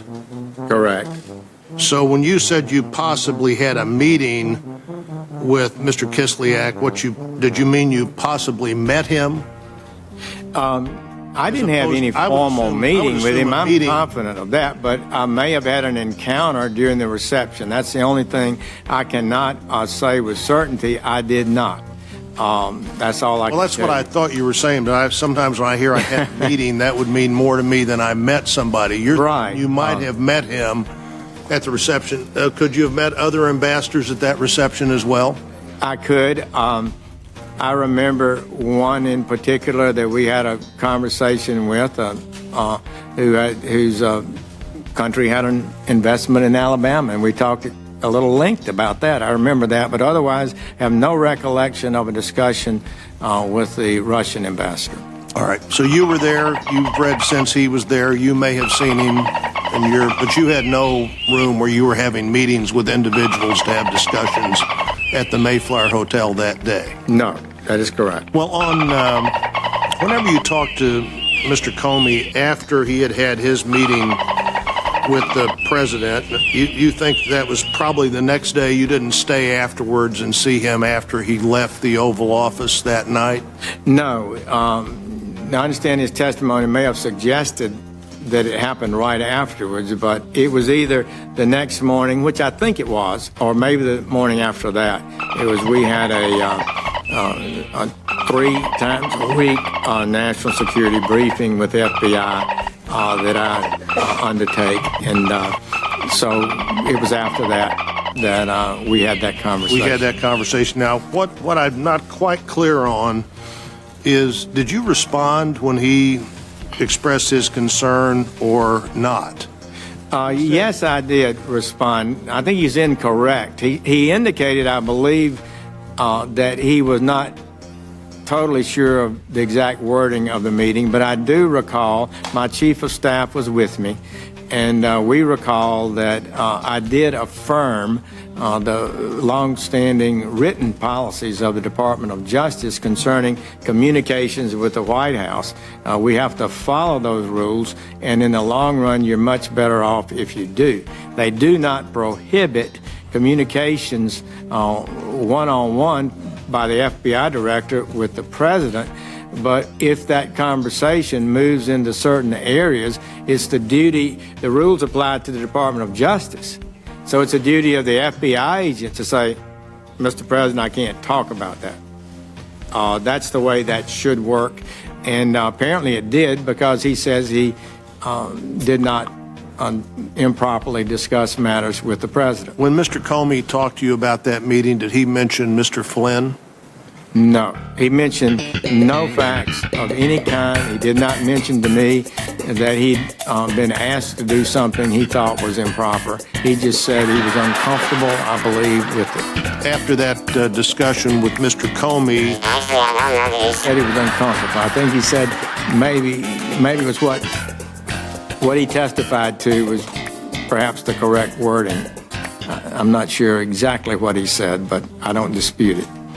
Well, exactly what I think what I remember him saying was that you didn't react at all and kind of shrugged, but you're saying you referred him to the normal way these meetings are supposed to be conducted. I took it as a concern that he might be asked something that was improper, and I affirmed to him his willingness to say no or not go in an improper way, improper direction. I'd just say, finally, I'm assuming you wouldn't talk about this because it would relate to the May 8th meeting, but my sense is that no decision is final until it's carried out. My guess is that there are people at this dais who have said they were going to let somebody go or fire somebody that never did that. So the fact that the president said that on May 8th doesn't mean that the information he got from you on May 9th was not necessary or impactful. And I'm sure you're not going to say how many times the president said we ought to get rid of that person, but I'm sure that's happened. And Chairman, now. Senator King. Mr. Attorney General, thank you for joining us today. I respect your willingness to be here. You testified a few minutes ago, I'm not able to invoke executive privilege. That's up to the president. Has the president invoked executive privilege in the case of your testimony here today? He has not. Then what is the basis of your refusal to answer these questions? Senator Kane, the president has a constitutional... I understand that, but the president hasn't asserted it. Well, you said you don't have the power to assert the power of executive privilege, so what is the legal basis for your refusal to answer these questions? I am protecting the right of the president to assert it if he chooses, and there may be other privileges that could apply in this circumstance. Well, I don't understand how you can have it both ways. The president can't not assert it, and you've testified that only the president can assert it, and yet I just don't understand the legal basis for your refusal to answer. Well, what we try to do, I think most cabinet officials, others that you questioned recently, officials before the committee, protect the president's right to do so. If it comes to a point where the issue is clear and there's a dispute about it, at some point the president will either assert the privilege or not, or some other privilege would be asserted. But at this point, I believe it's premature for You're me asserting to a privilege that the president, you've testified. it'd be premature for me to deny the president a full and intelligent choice about executive privilege. That's not necessary at this point. You testified a few minutes ago that, quote, we were asked for our opinion. Who asked for your opinion? You mean you testified we were asked for our opinion? My understanding is, I believe I'm correct in saying the president has said so. So he didn't ask you directly? I thought you were asking about the privilege. So No, I'm sorry. You want to go back to I'm saying you said, quote, we were asked for our opinion, you and Mr. Rosenstein. I believe that was appropriate for me to say that because I think the president... No, I'm just asking you. I'm just saying asked why... you for your opinion? Who asked you for Yes, right. The president asked for our opinion. All right, so you just testified as to the content of a communication to the president. That is correct, but I believe he's already revealed that. I believe I'm correct in saying that. That's why I indicated that when I answered that question. But if he hasn't, and I'm in error, I would have constricted his constitutional right of privilege. So you're correct. You're being selective about the use. No, I'm not intentionally. I'm doing so only because I believe he made that. In any of your discussions with the president about the firing of James Comey, did the question of the Russian investigation ever come up? I cannot answer that because it was a communication by the president, or if any such occurred, it would be a communication that he has not waived. But he has not asserted the executive privilege. He has not asserted executive privilege. Do you believe the Russians interfered with the 2016 elections? It appears so. The intelligence community seems to be united in that. But I have to tell you, Senator King, I know nothing but what I've read in the paper. I've never received any detailed briefing on how hacking occurred or how information was alleged to have influenced the campaign. Between the election, there was a memorandum from the intelligence community on October 9th that detailed what the Russians were doing after the election, before the inauguration. You never sought any information about this rather dramatic attack on our country? No. You never asked for a briefing or attended a briefing or read the intelligence reports? You might have been very critical of me if I, as an active part of the campaign, was seeking intelligence relating to something that might be relevant to the campaign. I'm not sure that. I'm not talking about the campaign. I'm talking about what the Russians did. You received no briefing on the Russian active measures in connection with the 2016 election? No, I don't believe I ever did. Let's go to your letter of May 9th. You said, based upon my evaluation and for the reasons expressed by the deputy, was that a written evaluation? My evaluation was an evaluation that had been going on for some months. Is there a written evaluation? I did not make one. I think you could classify Deputy Attorney General Rosenstein's memorandum as an evaluation, one that, and he was the direct supervisor of the FBI director. And his evaluation was based 100% on the handling of the Hillary Clinton emails. Is that correct? Well, in a number of other matters, but as I recall, but he did explicitly lay out the errors that he thought had been made in that process by the director of the FBI. I thought they were cogent and accurate and far more significant than I think a lot of people have understood. Thank you, Mr. Chairman. Senator Langford. Thank you, Mr. Chairman. Attorney General Sessions, good to see you again. Thank you. You speak as a man eager to set the record straight. And you have spoken very plainly from the very beginning, from your opening statement all the way through this time. I am amazed at the conversations, as if an Attorney General has never said there were private conversations with the President. And we don't need to discuss those. It seems to be a short memory about some of the statements Eric Holder would and would not make to any committee in the House or the Senate, and would or would not turn over documents, even requested, that had to go all the way through the court system to finally the courts having to say, no, the President can't hold back documents and the Attorney General can't do that. So somehow some accusation that you're not saying every conversation about everything. There's a long history of Attorney Generals standing beside the President saying there are some conversations that are confidential.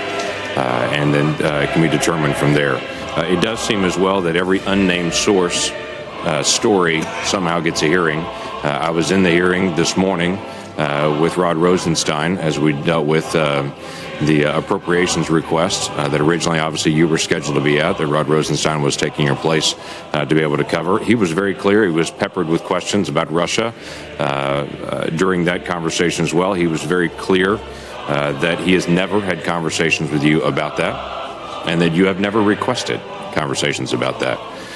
He was also peppered with questions of the latest rumor of the day. That is Somehow the president is thinking about firing Robert Mueller and getting rid of him, and was very clear that Rosenstein himself said, I am the only one that could do that, and I'm not contemplating that, nor would I do that. And no one has any idea where the latest unnamed source story of the day is coming from, but somehow it's grabbing all the attention. I do want to be able to bring up a couple of things to you specifically. One is to define the word recuse. And I come back to your email that you sent to Jim Comey and others that day on March the 2nd. This was what you had said during your in your email. After careful consideration following meetings with Career Department officials over the course of this past several weeks, the Attorney General has decided to recuse himself from any existing or future investigations of any matters related in any way to the campaigns for President of the United States. The Attorney General's recusal is not only with respect to such investigations, if any, but also extends to the Department responses to congressional and media inquiries related to such investigations. Is that something you have maintained from March 2nd on? Absolutely. Actually, I maintained it from the first day I became Attorney General.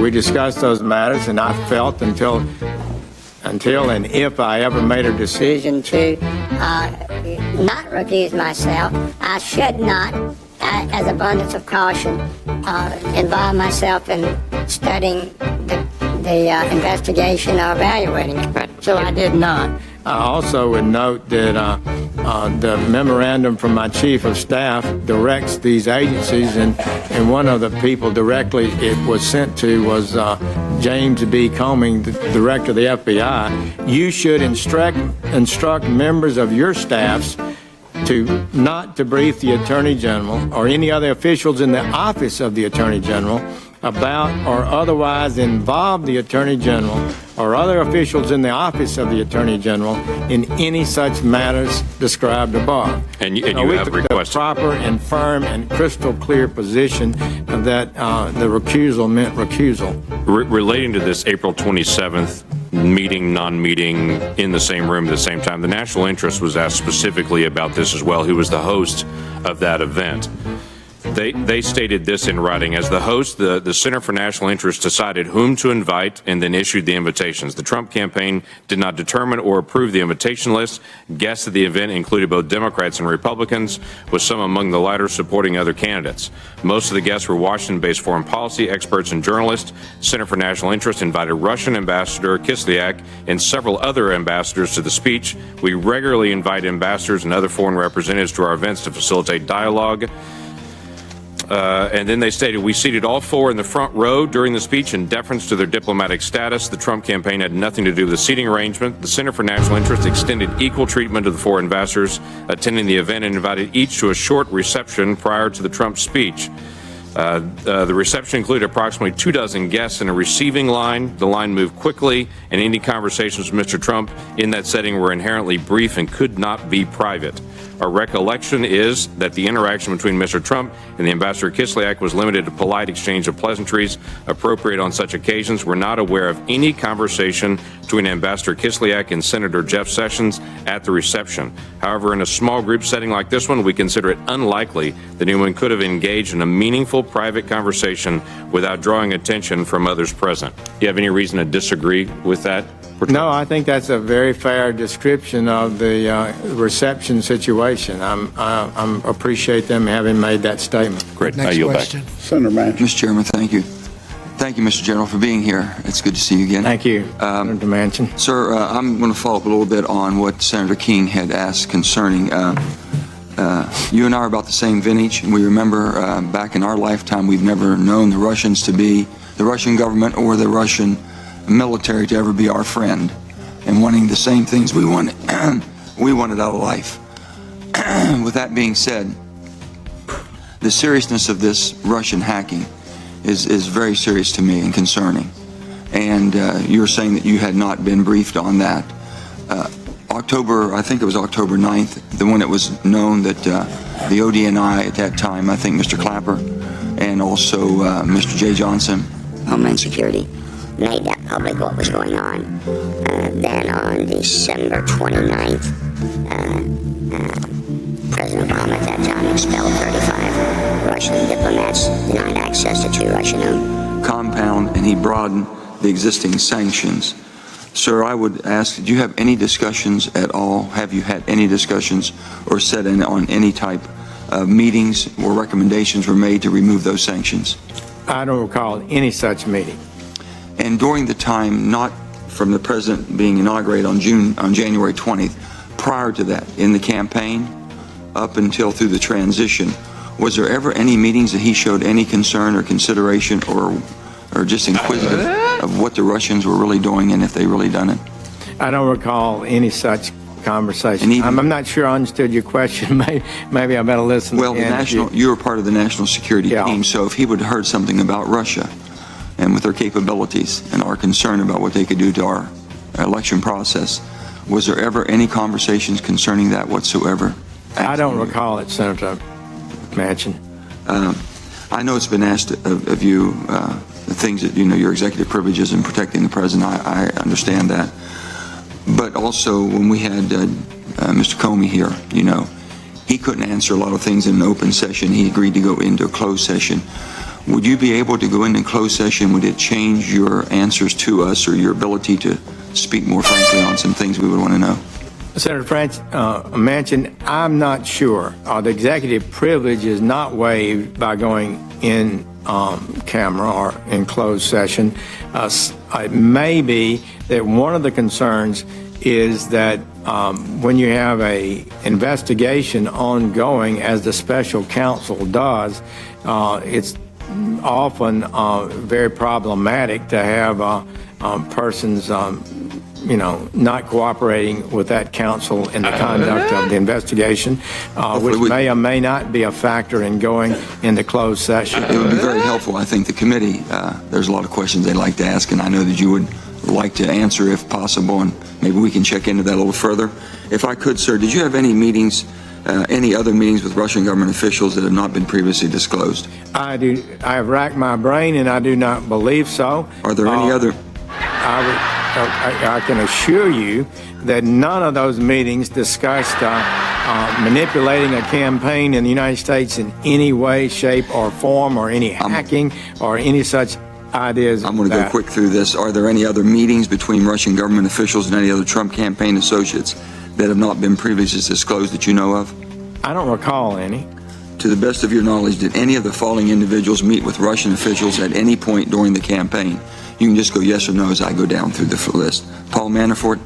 Repeat that now. To the best of your knowledge, sir, did any of these following individuals meet with Russian officials at any point during the campaign? And you can just be a yes or no on this. Paul Manafort? I don't have any information that he had done so. He served as campaign chairman for a few months. Steve Bannon? I have no information that he did. General Michael Flynn? I don't recall it. Reince Priebus? I don't recall. Steve Miller? I don't recall him ever having such a conversation. Corey Lewandowski? I do not recall any of those individuals having any meeting with Russian officials. Carter Page? I don't know. And I would finally ask this question, because I always think we try to get, you have an innate knowledge. There may have been some published accounts of Mr. Page talking with Russians. I'm not sure. Okay.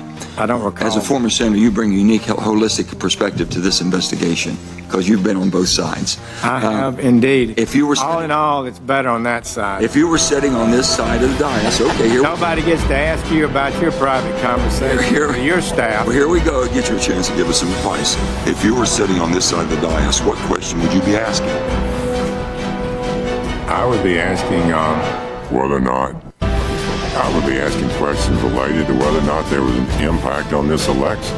And what part of the story do you by foreign power, particularly the Russians, since the intelligence community has suggested and stated that they believe they did.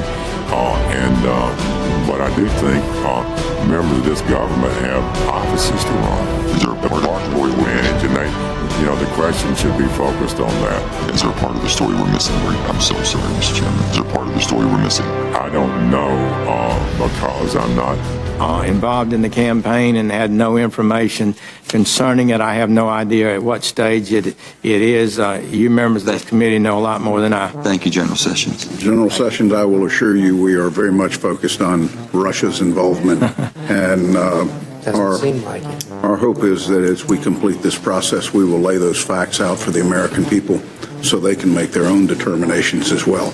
We're grateful for what you've done, Senator Cotton. Well, I am on this side of the dais, so I can say a very simple question that should be asked. I am on this side of the dais, so a very simple question that should be asked is, did Donald Trump or any of his associates in the campaign collude with Russia in hacking those emails and releasing them to the public? That's where we started 6 months ago. We have now heard from 6 of the 8 Democrats on this committee, and to my knowledge, I don't think a single one of them asked that question. They've gone down lots of other rabbit trails, but not that question.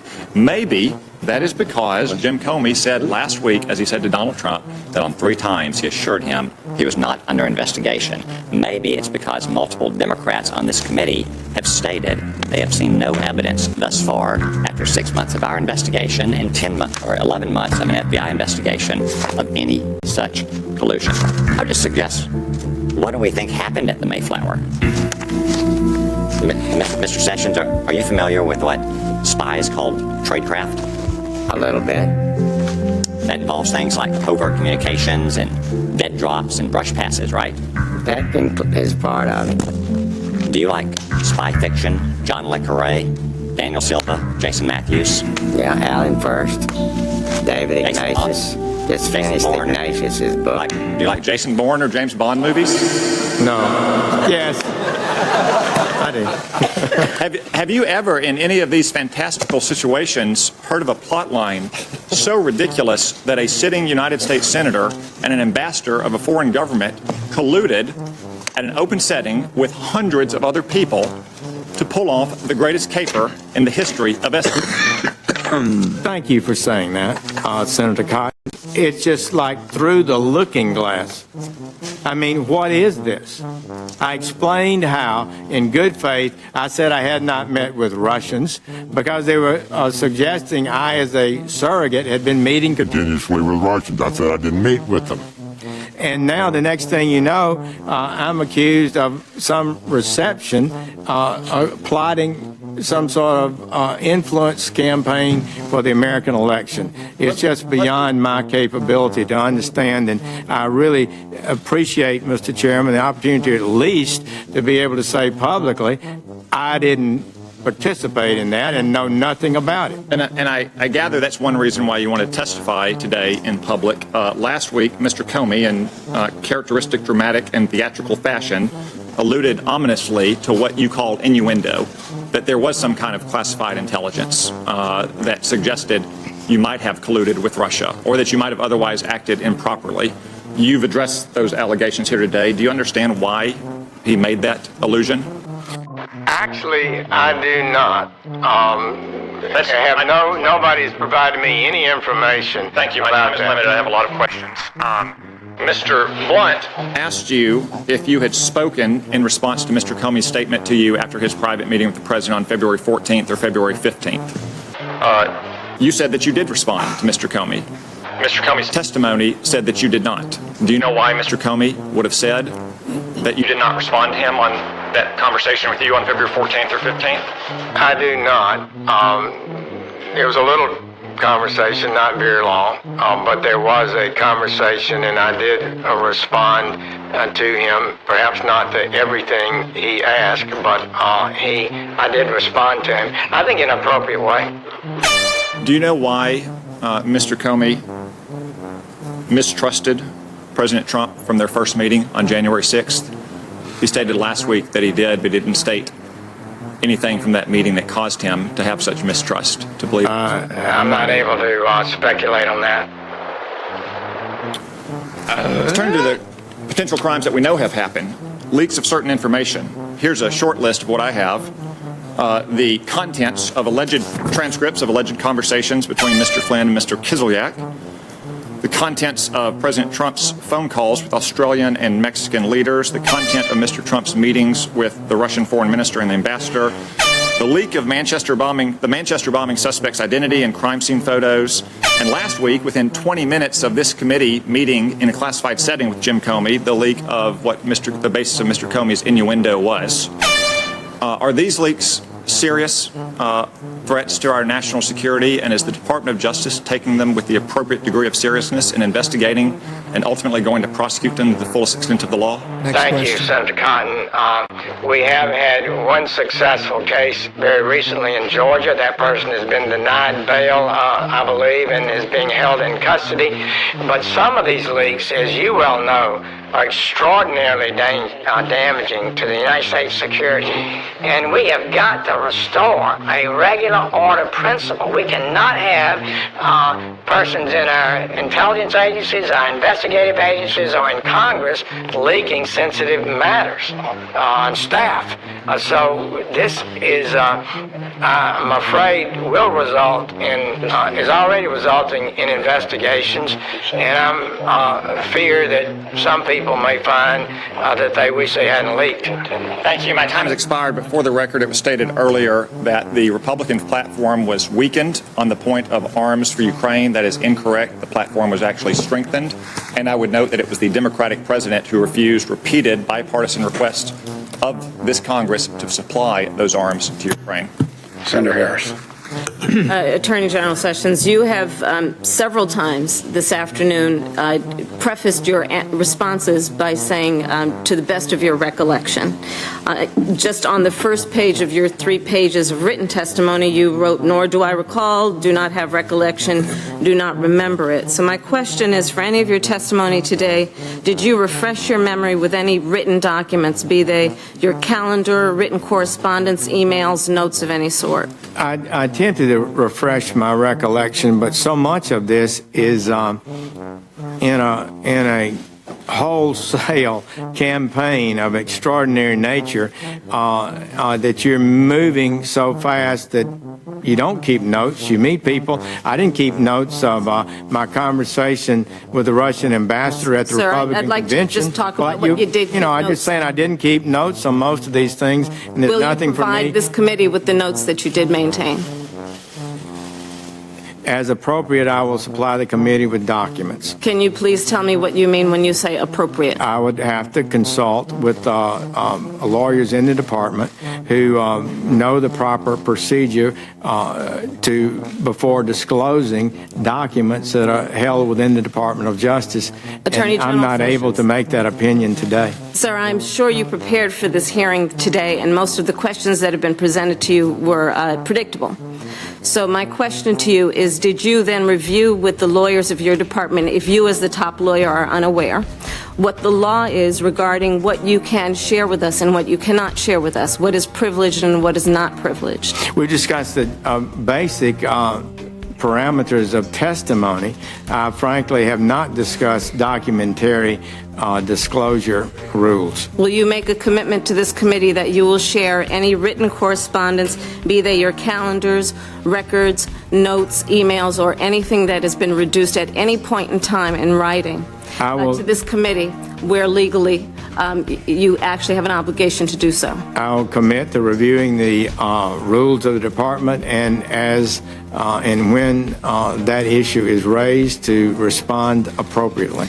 Did you have any communications with Russian officials for any reason during the campaign that have not been disclosed in public or to this committee? I don't recall it, but I have to tell you, I cannot testify to what was said as we were standing at the Republican convention before the podium where I spoke. My question is only I don't have a detailed memory of that. Okay, as it relates to your knowledge. Trump's head. Did you have any communication with any Russian businessmen or any Russian nationals? I don't believe I had any conversation with Can you give Sessions some serious anime hair? Nationals. Are you aware of any communication? Zoom in for their reactions like The Office. John sent a pop-out asking, are you sure about that? You'll accuse me of lying. Me, Kamala Harris, Wonder Woman. We want you to be honest. I'm not able to Put be a rushed crown on this fast. It Kamala. makes me nervous. Are you aware of any communications with other racist. Trump campaign officials and associates that they had with Everybody Russian officials or does any know. Russian nationals? I don't recall that. Anti-background Are you noises. aware of At this moment. Are you aware of any communications with any Trump officials, or did you have any communications with any officials about Russia or Russian interests in the United States before January 20th? No, I may have had some conversations, and I think I did, with the general strategic concept of the possibility of whether or not Russia and the United States could get on a more harmonious relationship and move off the hostility. The Soviet Union did, in fact, collapse. It's really a tragic strategic event that we're not able to get along better than we Before are being today. sworn in as Attorney General, how did you typically communicate with then candidate or President-elect Trump? Soviet national anthem. Would you repeat that? Before you were sworn in as Attorney General, how did you typically communicate with then candidate or President-elect Trump? I did not submit memoranda. I did not make formal presentations. Did you ever communicate with him in writing? I don't believe so. And you referred to a longstanding DOJ policy. Can you tell us what policy it is you're talking about? Well, I think most cabinet people, as the witnesses you had before you earlier, those individuals declined to comment because we're all about conversations with the president. Sir, I'm just asking about the DOJ policy you refer to. Policy that goes beyond just the Attorney General. Is that policy in writing somewhere? I think so. So did you not consult it before you came before this committee, knowing we would ask you questions about it? We talked about it. The policy is based... Did you not say it would be shown to you? The policy is based on the principle that the president... Sir, I'm not asking about the principle. I'm asking when you would be asked these questions and you would rely on that policy. Did you not ask your staff to show you the policy that would be the basis for you refusing to answer the majority of questions that have been asked? Be allowed to answer the question. Senators will allow the chair to control the hearing. Senator Harris, let him answer. Please do. Thank you. We talked about it, and we talked about the real principle that's at stake. It's one that I have some appreciation for, as having spent 15 years in the Department of Justice, 12 as United States Attorney, and that principle is that the Constitution provides the head of the executive branch certain privileges, and that members, one of them is confidentiality of communications. And it is improper for agents of any department any departments in the executive branch to waive that privilege without a clear approval of the president. I have asked. And that's the situation we're in. For a yes or no. Did you ask? So the answer is yes. I consulted. Did you ask your staff to see the policy? Apparently not. Senator Cornyn.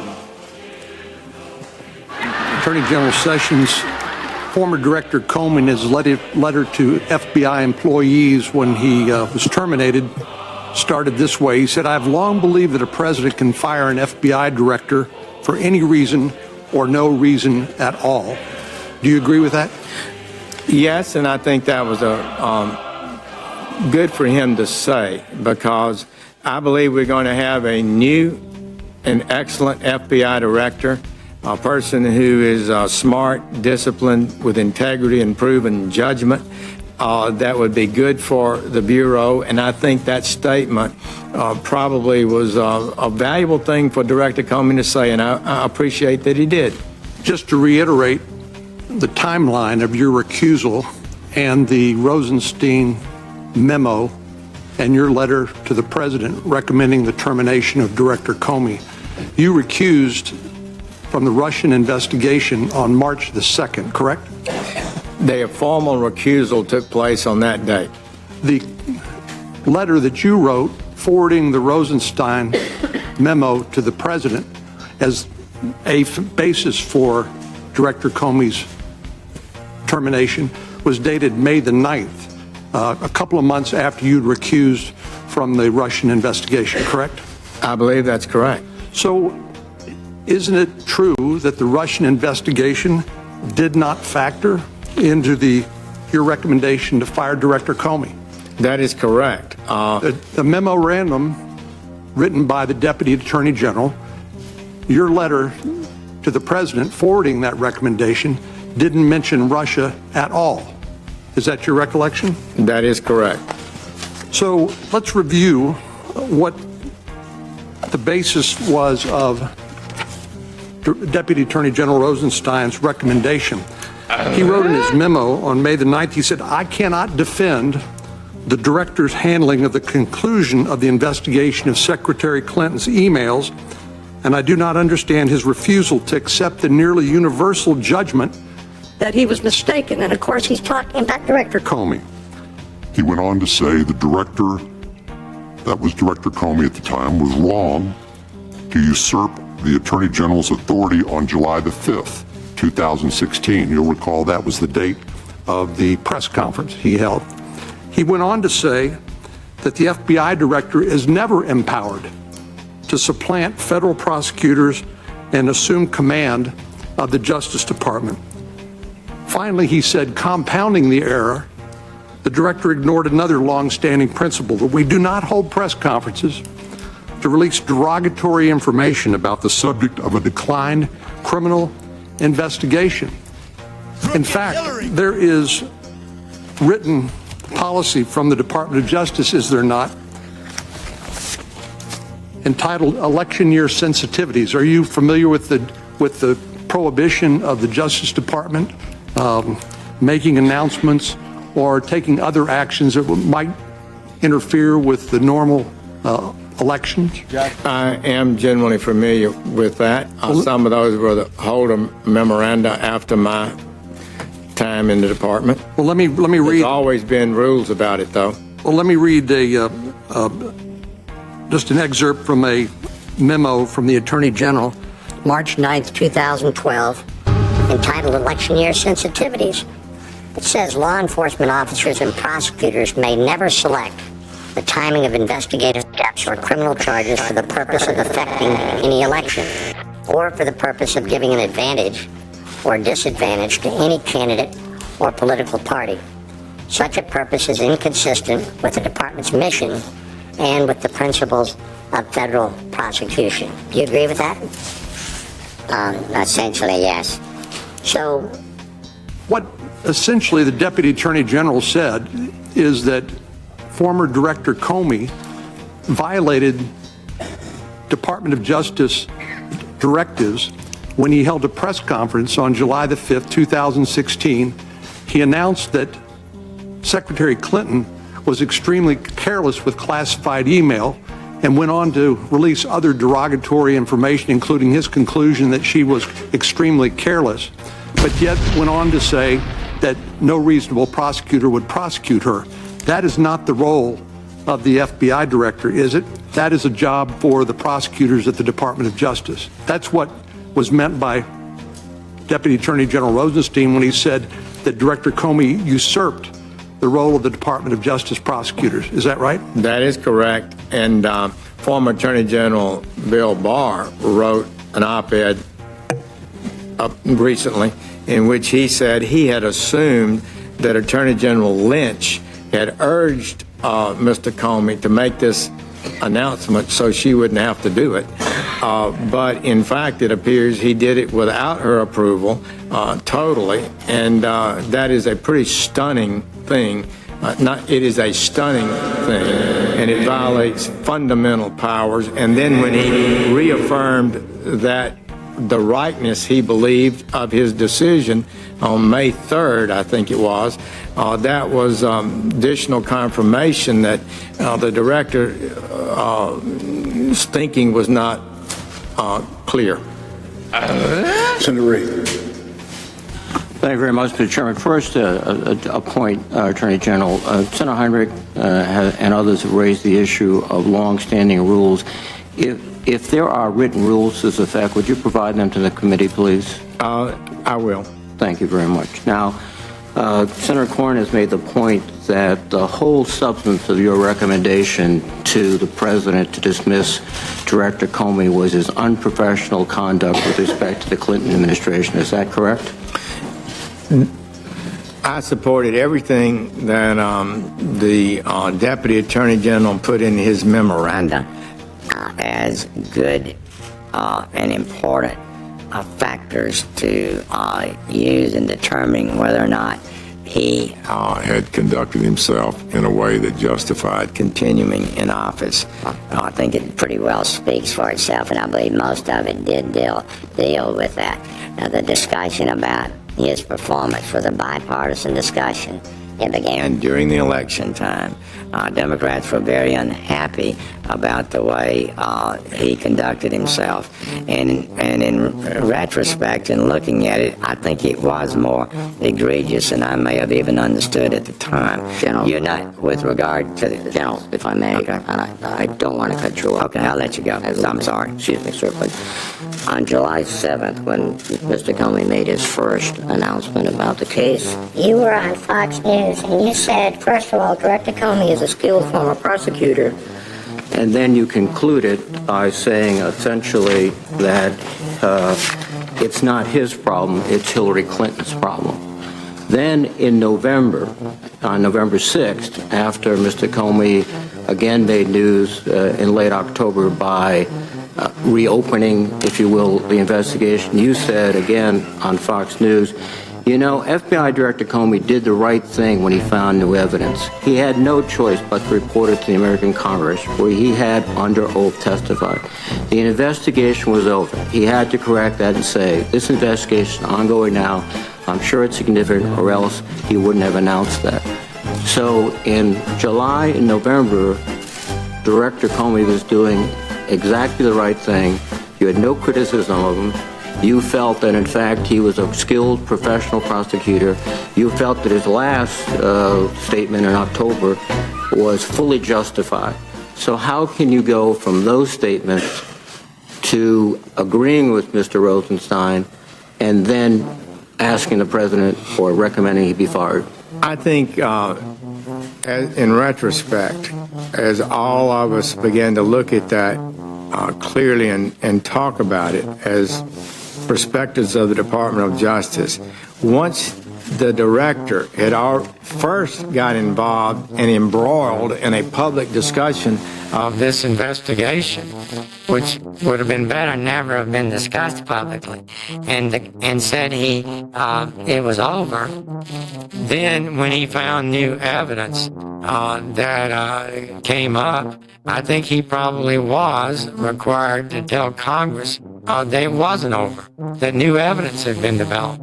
It probably would have been better and would have been consistent with the rules of the Department of Justice to never have talked about the investigation to begin with. Once you get down that road, that's the kind of thing that you get into that went against classical prosecuting policies that I learned and was taught when I was a United States attorney and assistant United States attorney. If I may ask another question. Your whole premise in recommending to the president was the actions in October involving Secretary of State Clinton, the whole Clinton controversy. Did you feel misled when the president announced that his real reason for dismissing Mr. Comey was the Russian investigation? I'm not able to characterize that fact. I wouldn't try to comment on that. So you had no inkling that there was anything to do with Russia until the President of the United States basically declared it not only on TV, but in the Oval Office to the Russian foreign minister saying, the pressure's off now, I got rid of that nut job. That came to you as a complete surprise. Well, all I can say is, Senator Reid, that our recommendation was put in writing, and I believe it was correct, and I believe the president valued it, but how he made his decision was his. And you had no inkling that he was considering the Russian investigation? Well, I'm not going to try to guess what I thought. No, that's fair. There is a scenario in which this whole recapitulation of Clinton was a story, basically, a cover story that the president sort of tried to put out and that he quickly abandoned. And his real reason was the Russian investigation, which, if had been the case, I would suspect you, in principle, would have reclused yourself from any involvement. So, thank you. Thank you. Senator McCain. Over the last few weeks, the administration has characterized your previously undisclosed meetings with Russian Ambassador Kislyak as meetings you took in your official capacity as a U.S. Senator and a member of the Senate Armed Services Committee. As chairman of that committee, let me ask you a few questions about that. At these meetings, did you raise concerns about Russian invasion of Ukraine or annexation of Crimea? I did, Senator McCain, and I would like to follow up a little bit on that. That's one of the meetings that's one of the issues that I recall explicitly. The day before my meeting with the Russian ambassador, I'd met with the Ukrainian ambassador, and I heard his concerns about Russia. And so I raised those with Mr. Kislyak, and he gave, as you can imagine, not 1 inch. Everything they did, the Russians had done, according to him, was correct. And I remember pushing back on it, and it was a bit testy on that subject.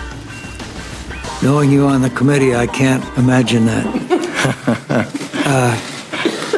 Did you raise concerns about Russia's support for President Bashar Assad and his campaign of indiscriminate violence against his own citizens, including his use of chemical weapons? I don't recall whether that was discussed or not. Raised concerns about Russia's interference In our electoral process or its interference in the electoral processes of our allies? I don't recall that being discussed. At those meetings, if you spoke with Ambassador Kislyak in your capacity as a member of the Armed Services Committee, you presumably talked with him about Russia-related security issues that you have demonstrated as important to you as a member of the committee? Did I discuss security issues? I don't recall you as being particularly vocal on such issues.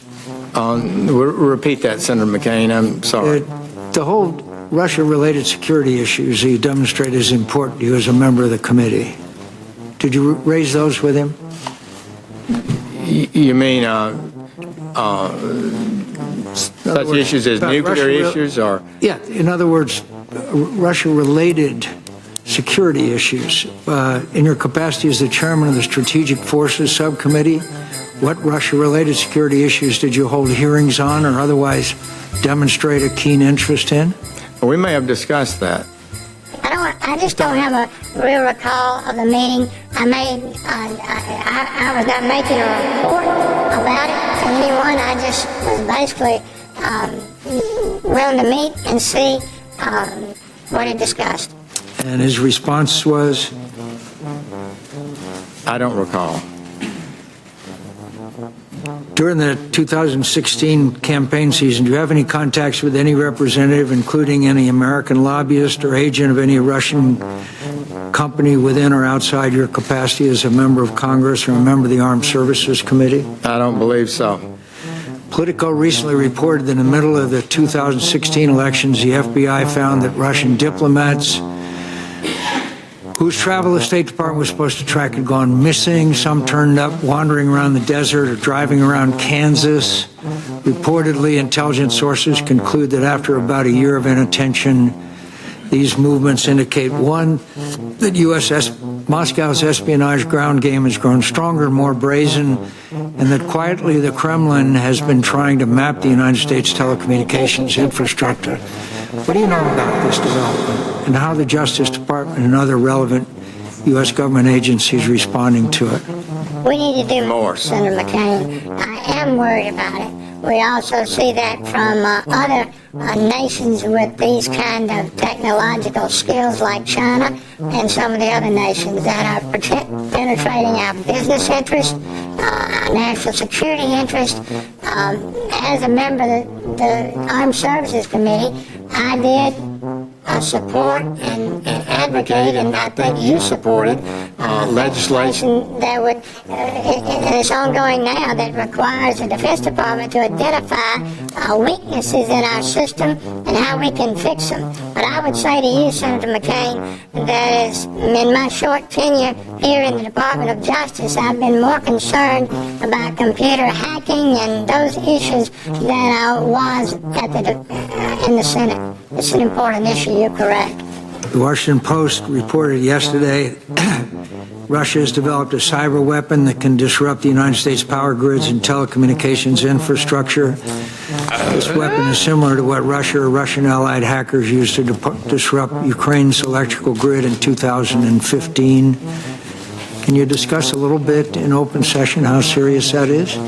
I don't believe I can discuss the technological issues, just to say that it is very disturbing that the Russians continue to push hostile actions in their foreign policy, and is not good for the United States or the world or Russia, in my opinion. Do you believe we have a strategy in order to counter these ever-increasing threats to our national security and our way of life? Next question. Not sufficient. We do not have a sufficient strategy dealing with technological and IT penetrations of our system. I truly believe it's more important than I ever did before, and I appreciate your concern and leadership on that issue. And in fact, all of Congress is going to have to do better. Senator's time's expired. Chair would recognize the Vice Chair.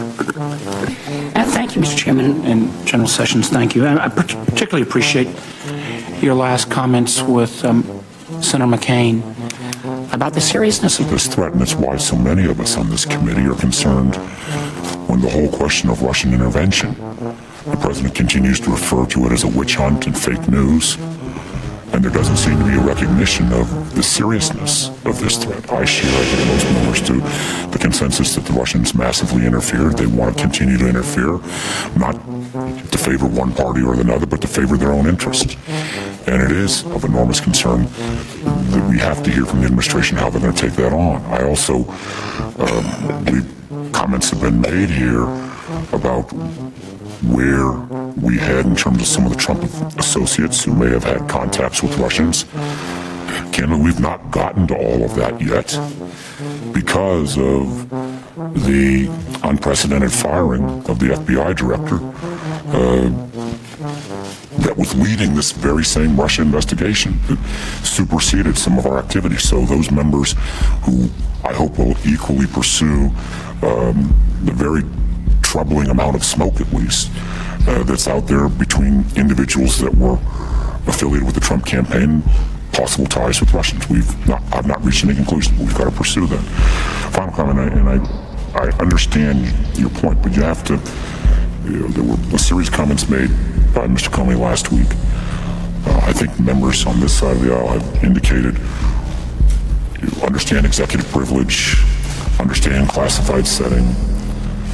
I do think we need, as Senator Reid indicated, and Senator Harris and others, if there are these long-standing written procedures about this ability to have some other category to protect the conversations with the president, we'd like to get a look at them, because we need to find out, in light of some of the contradictions between today and last week, where this all heads. At the end of the day, this is not only, let me restate what I said the last time, it's not about relitigating 2016. It is about finding out what happened, about some of the serious allegations about potential ties, but on a going forward basis, making sure that the Russians who are not finished in terms of their activities didn't end in the election day of 2016.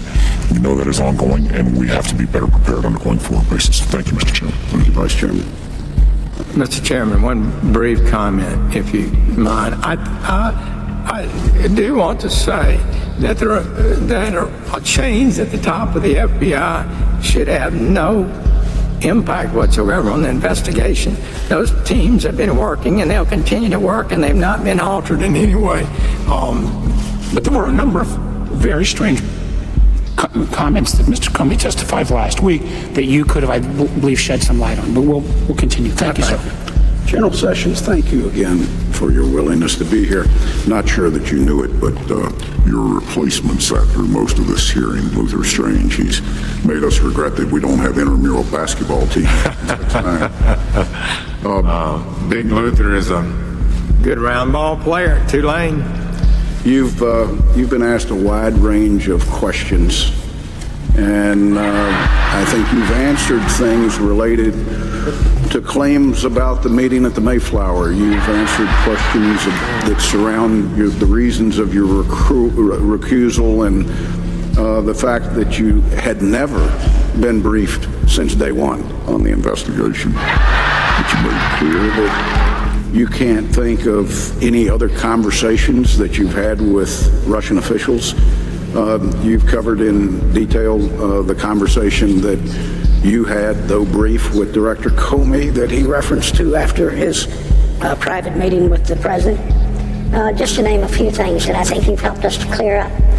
There were several questions that you chose not to answer because of confidentiality with the president.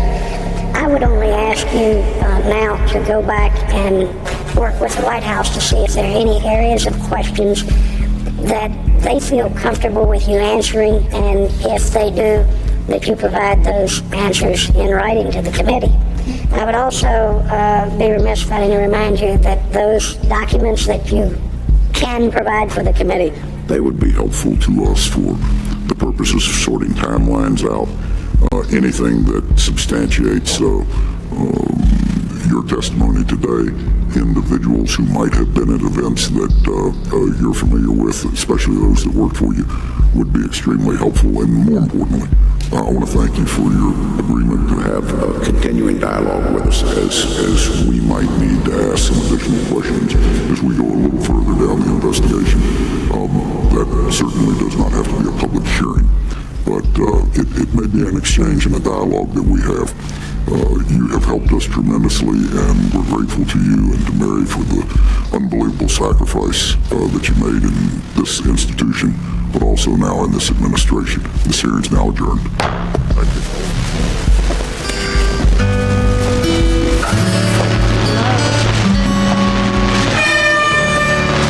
It's wonderful. Thank you. We love you too. It is wonderful. It is wonderful to be here today with you and with my husband. I'm very proud of him.